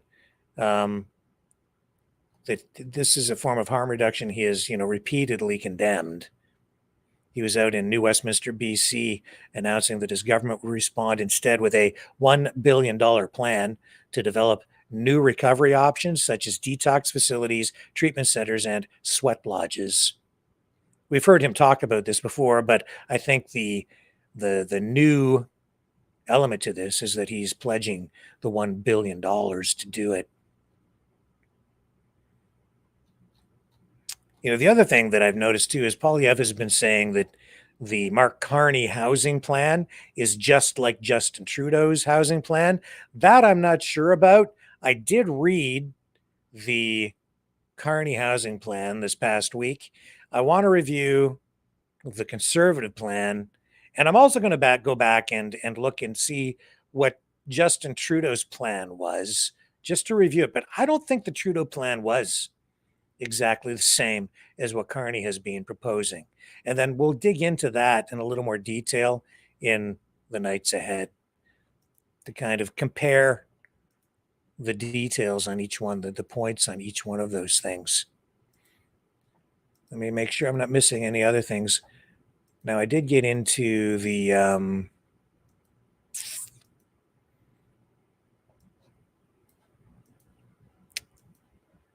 thing with the guy barricaded. And, oh, yes, I will show you this. Now, the Liberals, or I should say the Conservatives, are not the only ones. And when I say Conservatives, I'm talking about some of these online conservative influencers who I think have been honestly taking real liberties with the Carney books stuff, and the Brookfield stuff from an ethical perspective. Yeah, it raises some ethical questions, I guess, when you're trying to hold Mark Carney accountable for the actions of Brookfield as a company. But I don't know that he's done anything illegal. And when you look at what he, in his position with Brookfield, this is, I think, kind of what his book is about too, because as one of the board members at Brookfield and one of the key figures there, he has a fiduciary duty to the investors.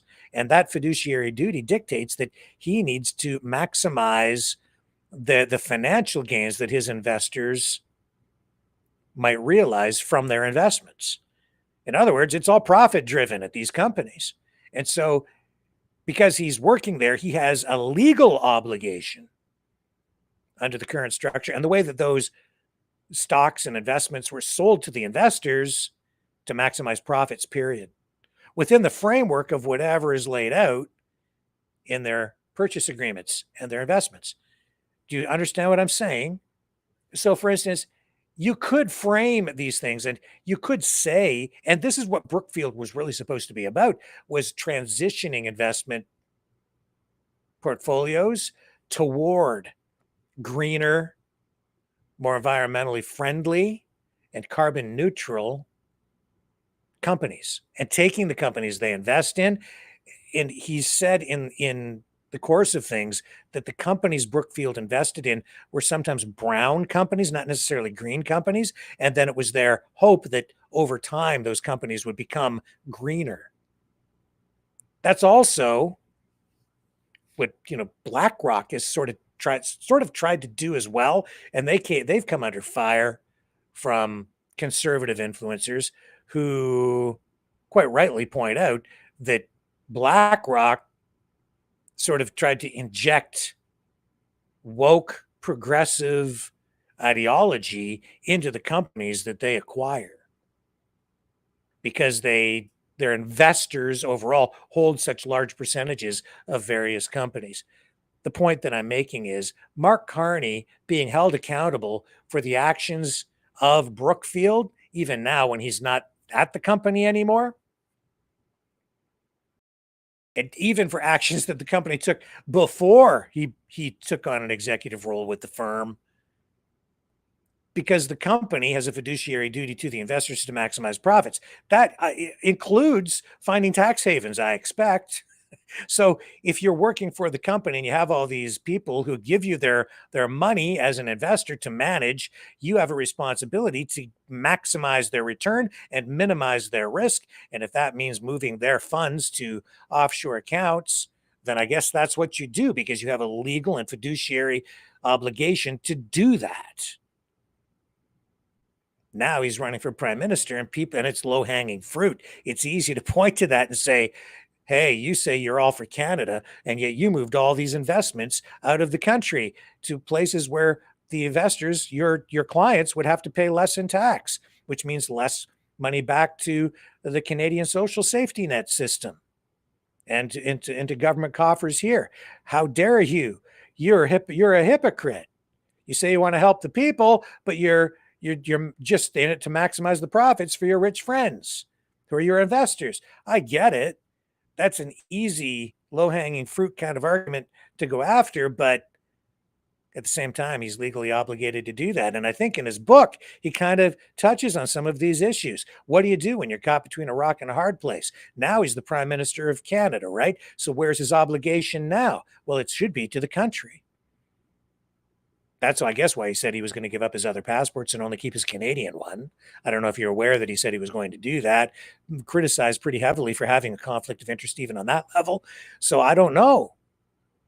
So can you detach yourself after leaving Brookfield and then becoming prime minister? And now, you see, as prime minister, he actually does have I don't know if it's so much a legal obligation, but certainly an ethical obligation to the people of Canada to act on the best on our behalf in the best interests of Canadians by enacting policies and taking steps, whatever they need to be, to make sure that we are better off as Canadians and that he fulfills his promises.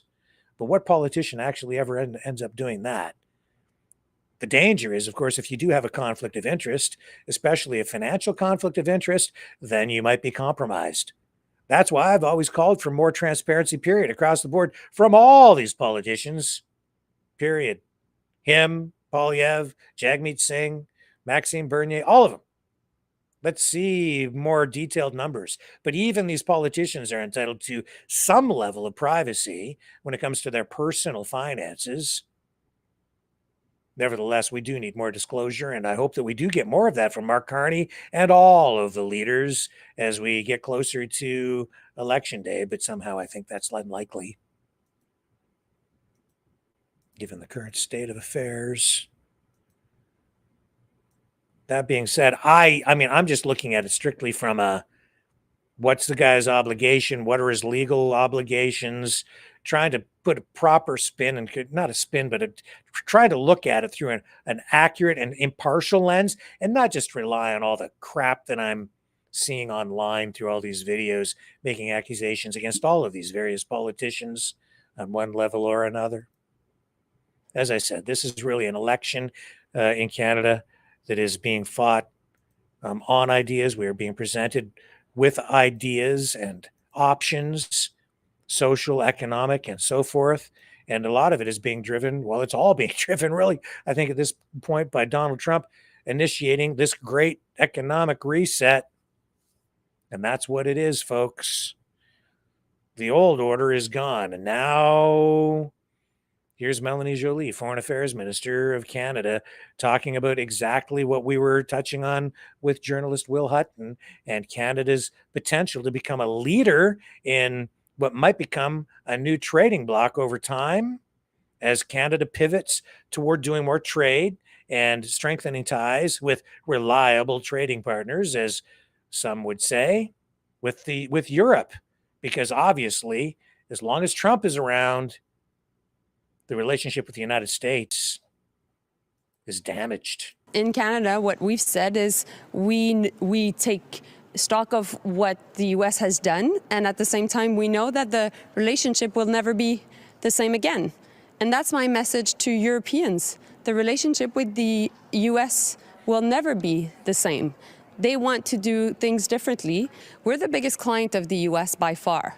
We buy more from the U.S. than the UK, France, China, and Japan combined.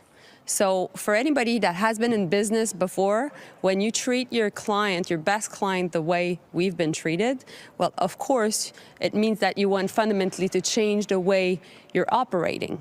And you know, the messaging coming from Pierre Poilievre, really, when you drill right down and get into it, it isn't really that much different. He seems to have a pro-Canada. He says Canada first, right? And he's concerned about what Trump is doing as well. At least that's what he says.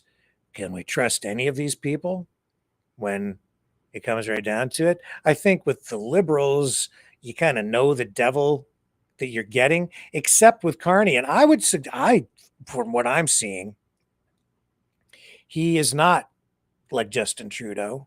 He is his own man. He has his own approach to a lot of these things. I would say he's way smarter, much smarter than Justin Trudeau is. And he has a much better handle on how the economy works. And I would say that fiscally, Carney is more conservative by far than Justin Trudeau.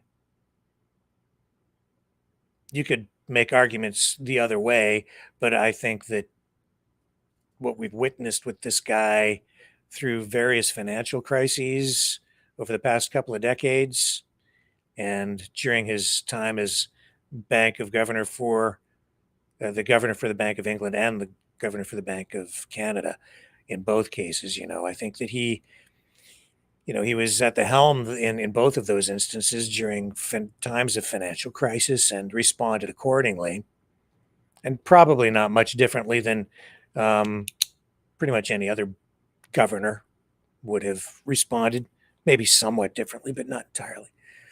I think he is more conservative fiscally. Socially, he's still there in the progressive camp for sure. But he's a different breed for sure. The NDP going after that low-hanging Brookfield fruit to attack the Liberals and especially Carney. This is Nikki Aston, NDP member of Parliament, holding Mark Carney's feet to the fire on this issue.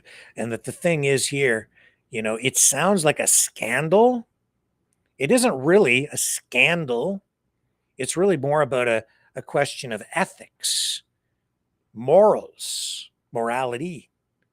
It is about values, which is what Carney writes about in his book. And then this new Democrat is saying, hey, wait a minute. You're right about this stuff in your book, but are you really that moral? Today, we in the NDP are calling on Mark Carney to come clean about his role in Brookfield's exploitative practices. The person who has been touted as having the solutions to our economic challenges. And yet Mark Carney is very much the poster person for the broken system, the hollowing out of Canada that has made us so vulnerable today. Mark Carney has a clear track record of pushing for wealth accumulation for the rich at the expense of workers and Canadian communities. A 2023 report from the Centre for International Corporate Tax Accountability and Research called Brookfield Canada's top tax dodger. In 2021, Brookfield Asset Management dodged a jaw-dropping $6.5 billion all on its own, according to Canadians for Tax Fairness. In 2021 alone, Canada lost $30 billion in corporate tax revenue to offshore havens. This means that 1 in 5 of all the tax dollars corporations diverted from the Canadian public came from Brookfield alone. This is obscene, and Canadians are paying the price. Did he help Brookfield dodge taxes? Canadians deserve to know. We must be clear, there is a real cost to corporate tax avoidance. With the tax dollars Brookfield hid in offshore accounts in Bermuda, we could have invested in healthcare, affordable housing, and desperately needed infrastructure on First Nations. The thing is here, you have to understand this. Tax avoidance is not a crime. Tax evasion is a crime. Tax avoidance is smart financial management. Tax evasion is a crime. Tax evasion means that you are doing an end run around tax laws so that you're obligated to pay a tax legally, but you don't pay it and you hide your money. Now, she said that they hid the money in Bermuda, but I don't think that's what they did at all. He helped his clients avoid the taxes because he knew how to move the investments offshore legally, thereby avoiding paying the taxes.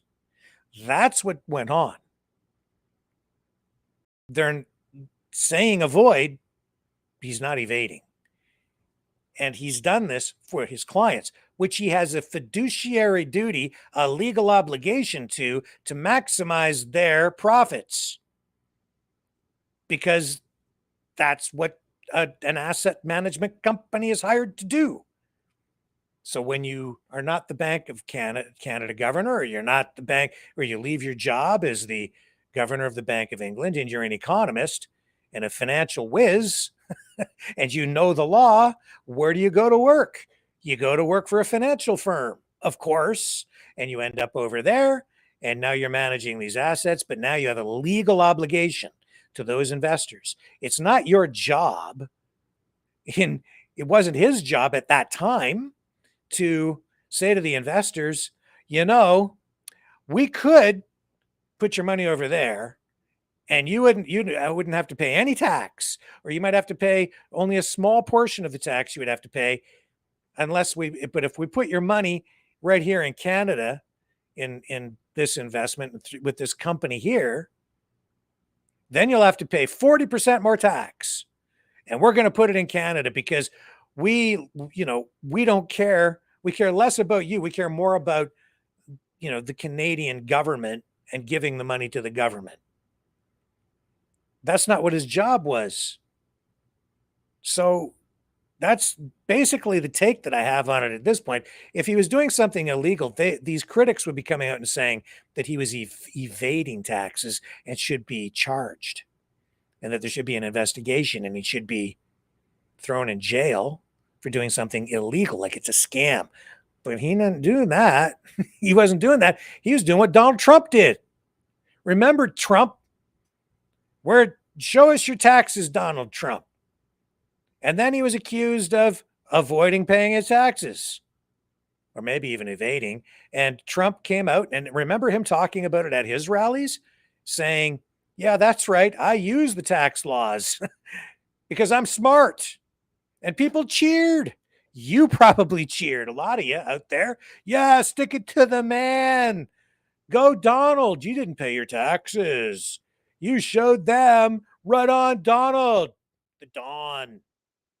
So it was okay for him to avoid paying taxes because he was smart and evaded this,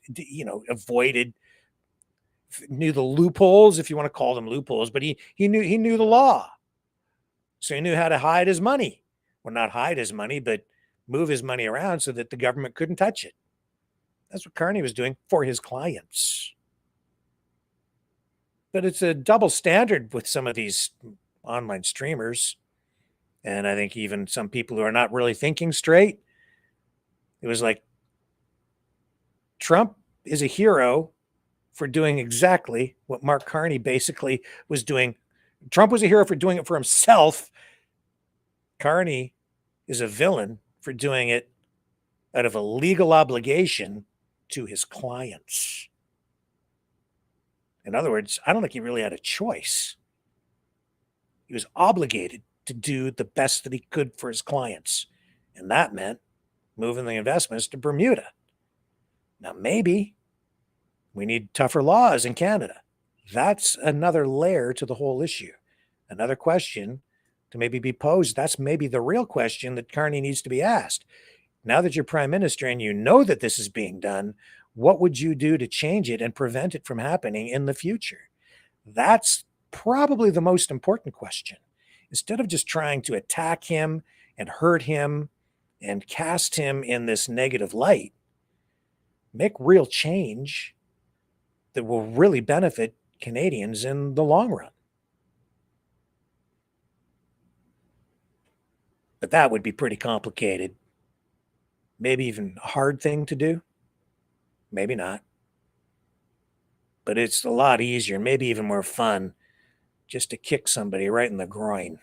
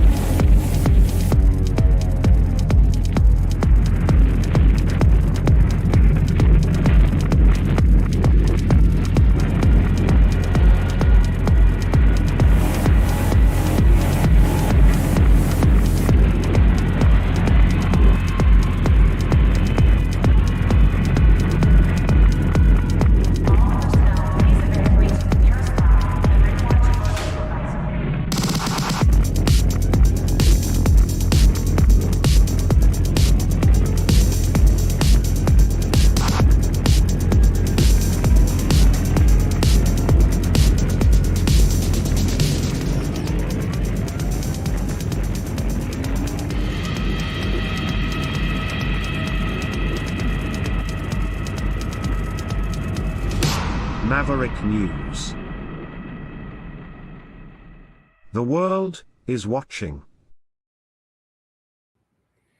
And if Donald Trump thinks that his tariffs are just automatically going to bring back all this investment in manufacturing to the United States, he's got another thing coming, because all you have to do is look at what is going on over in the UK right now. UK's Jaguar Land Rover this week said that they're going to pause shipments to the US over tariffs. They're not just going to drop what they're doing and then run to the United States and set up a factory in the US to make sure they have access to the US market to do an end run around these tariffs. And in fact, if you think about it, even take the discussion that we just had moments ago, that's sort of a roundabout way of looking at taxation, right? In the same way that some investors through investment management firms or whatever, you're trying to avoid paying taxes by putting your money where you're going to have to pay the least amount of tax. These companies are being encouraged by Donald Trump to avoid paying it, having their products subject to a tax. So just build it in America to avoid having your products taxed. It's just another way to look at it. It's how the systems are set up. In any event, Jaguar Land Rover pausing shipments. They're just going to stop shipping their product to the United States because of this 25% tariff on foreign produced vehicles. Now, Jaguar Land Rover, you probably think of them as a British company. They're really not. They're owned by Tata Motors, which is based in, I believe, India. And I actually kind of like some of their products. I've test driven quite a number of Jaguar Land Rover products, and over the years, and I can tell you as an automotive journalist, it's just gorgeous, some of their cars. Too bad for America. You're not going to get that fine leather for the prices you've been getting it. You're going to have to dig deeper if they're even available in the market. As a result, there actually may end up being just less choice in the United States when it comes to automobiles, because I don't think Jaguar Land Rover is going to move their production to the U.S. And they're just pausing shipments for, I think it's at least, what did they say here? Was it a month, 2 months? Until they get sort of a better handle on what's going on, because everything is not stable right now.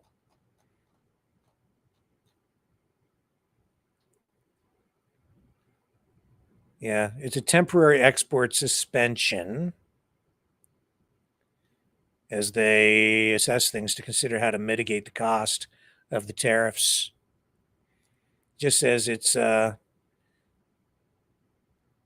short-term pause. I don't think there's an exact length of time that we're looking at here.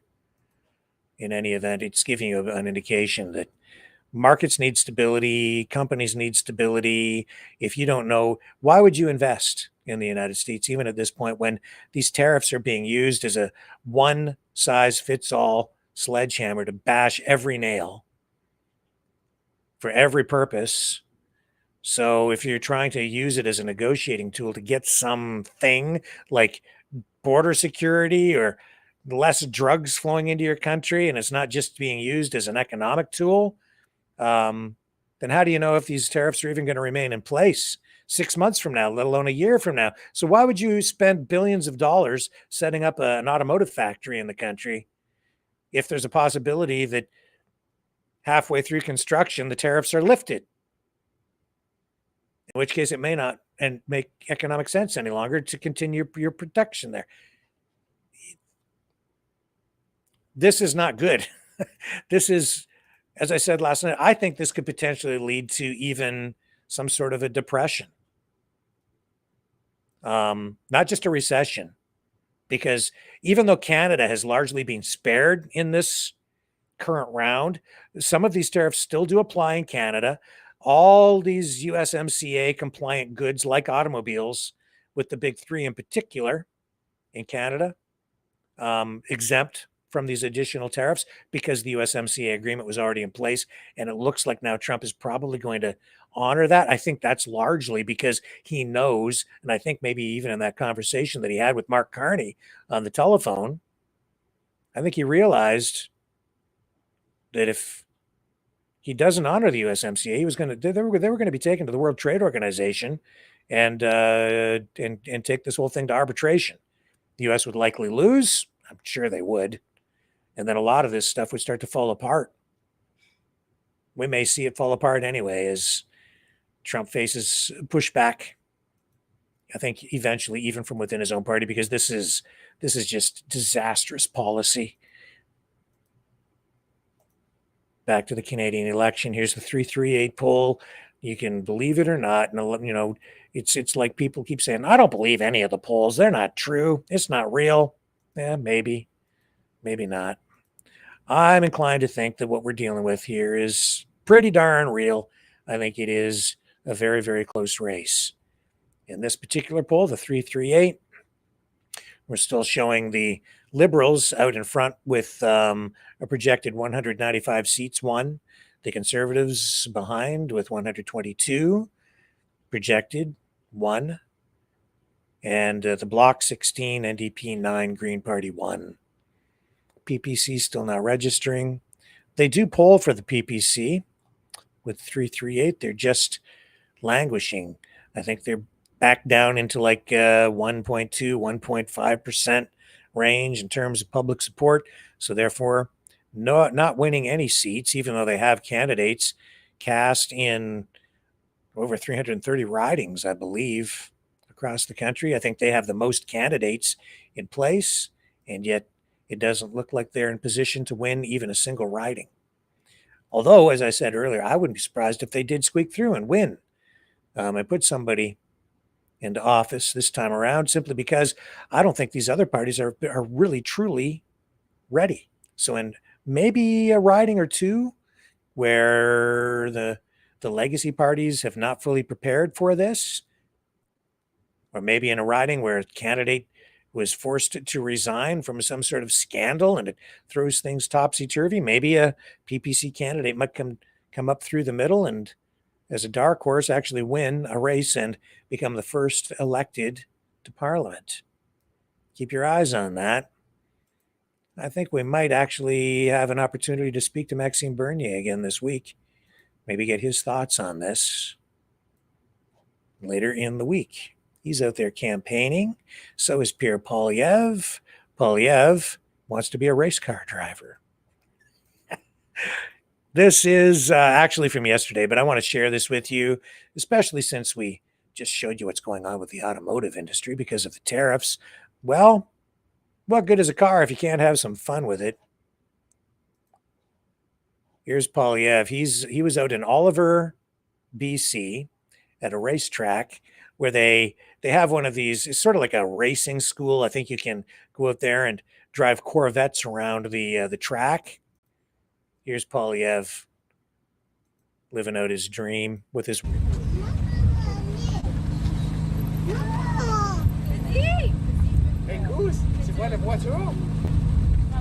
He looks like me. When I put a race helmet on, I look goofy. It's like it's just in my head. I don't know what it is. All right, thumbs up. It's like I went up in some airplanes with the military at one point. I had to put parachutes on, and I remember the one time I'm there in a suit and tie. And I had to go to do this story when I was working in television, and I had a suit and tie on, which I generally wore because I was covering a lot of politics. They sent me out, and it's a long story what the story was, but I had to go up in this airplane a whole bunch of times and had to have a parachute on. And I looked so stupid with my suit, my tie, and the stupid parachute on. I was just didn't work, man. It was not a great fashion statement.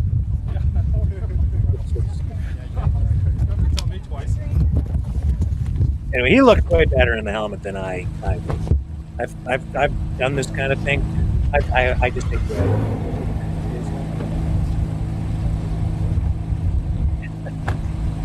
and then the nerd got behind the wheel, and he's coming out of turn 4 down the straightaway now toward the checkered flag. I'm not talking about him. I'm talking about me. By the way, but don't get all upset.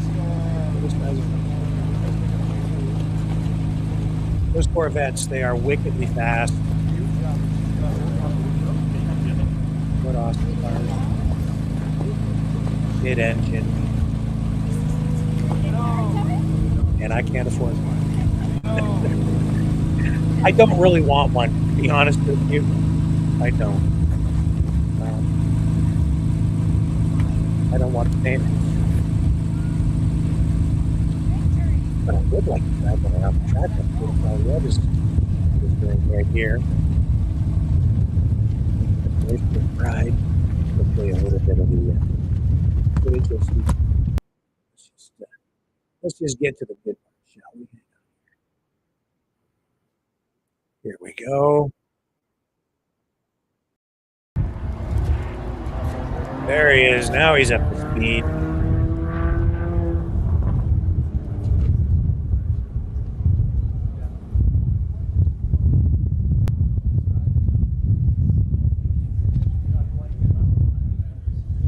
Wouldn't be a good look if you put it into the wall.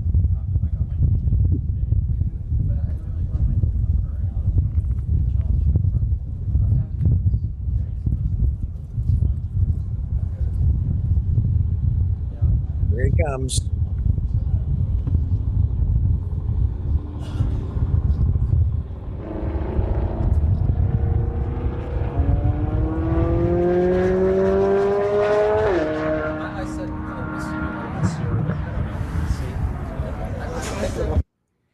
Okay, let's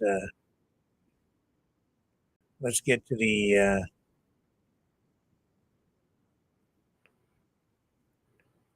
the part where he gets out of the car. And did you notice his smile? I forgot to mention that. Have you noticed Pierre Poilievre's smile? I just think he's got this innocent, boyish smile, and he looks like at any moment he's going to go odd, gosh, or gee whiz. He just looks so nerdy with his smile sometimes. Smart guy, great orator, great debater, I think, but I've noticed it at his rallies too. I don't know if it's because he's been told that he has to smile during these photo ops, and they keep telling him to smile, smile. It just looked, I don't know, maybe a little bit forced. Maybe that's what it is. Anybody else notice that? Or is it just me? Yeah, you can watch that on YouTube.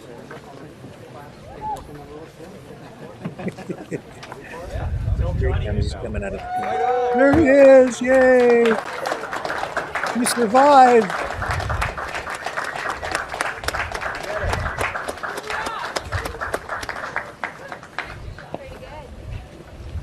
Right on. Thanks very much. Amazing. I'll leave the helmet in here. Very good. Amazing. Very good. Good instructions. That was great. Thank you so much. Thanks again for hosting us. Thanks. Thanks for hosting us, my friend. So this is like a racing pool, or they have a day at the track in a Corvette thing where you can go and pay a fee and run these Corvette track company, I think called Area 27. So I guess they must have invited Poilievre there, no doubt, because they're getting free publicity through platforms like this because of Poilievre's profile. Here we're going to go to, here we go. Yeah, we did our lap. Hope you can fix it that fast. That's right. Some good speed. 670 horsepower on that Corvette. It's a little different than my RAV4. By the way, just so you know what a RAV4 is. A RAV4 is a minivan for guys who don't like to admit they drive minivans. We used to drive our minivan out to here in Okanagan when we were kids with my folks and do some camping, but we never got to do anything quite like this. Incredible piece of machinery, and I want to thank our host today, Area 27, for hosting us once again. This is my second time here, and they've been wonderful hosts. Symbolize entrepreneurship and excitement and fun and enjoyment in the big open free country that we live in. And Anna, did you survive that okay? Yes. You didn't get motion sickness? She did ask if we had life insurance. Good question to ask. These are things guys don't often think about. But we are having a lot of fun on this. Yeah. For a change. It's been a really tough 10 years for a lot of people, with housing and debt doubling, with food bank lineups growing, with inflation out of control, and our economy weaker than ever before. But more and more people are looking beyond that, realizing that with a new government and a new change, we can really, as I said, turbocharge our economy. We've announced a bunch of really practical things to make it happen. By cutting income tax so that your hard work pays off, we're going to allow you to reinvest your capital gains tax-free as long as you invest it right here in Canada.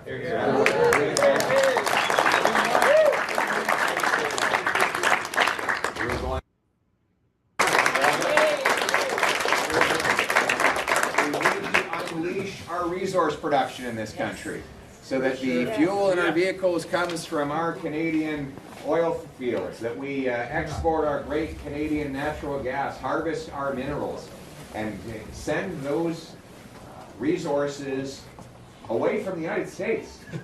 We can't rely on the Americans anymore. The Liberals have made us too dependent on the Americans with anti-pipeline law, C-69, and an attack on our energy.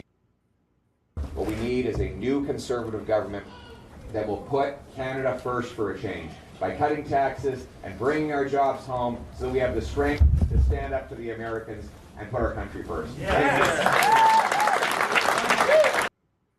There you go. I think he looks, I think he actually looks pretty good in the helmet. Way better than me. I don't have a big head. So if, so it's something, hats, generally, I don't look good in, and helmets, I just look downright goofy. How about you? He looks like he could be a race car driver. I have to say that. And with that, I think it's about time we close off tonight. And what would be more appropriate than closing off the program with Little Black Vet from Maverick and the News Brothers. I'll see you guys back here tomorrow night, 7 p.m. Eastern, on the flip side.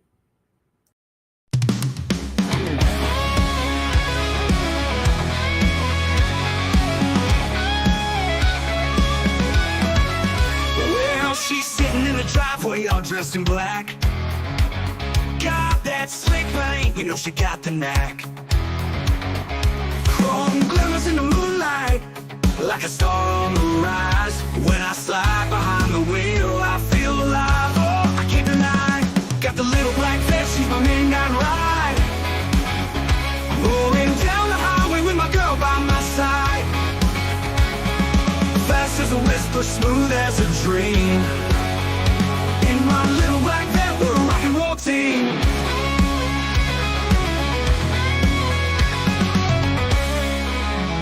Leather seats and a rumble that shakes the ground. With the top down low, we're lost in the sound. That engine growls like a lion's roar. Every mile we take, I just want more. Got the little black vet, she's my midnight ride. Rolling down the highway with my girl by my side. Fast as a whisper, smooth as a dream. In my little black vet, we're a rock and roll team.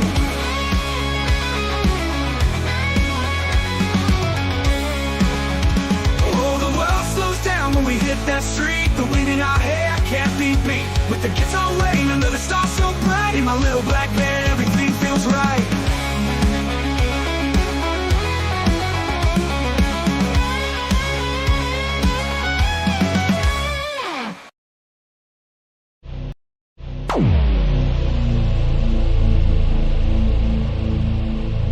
This has been a Maverick Multimedia production.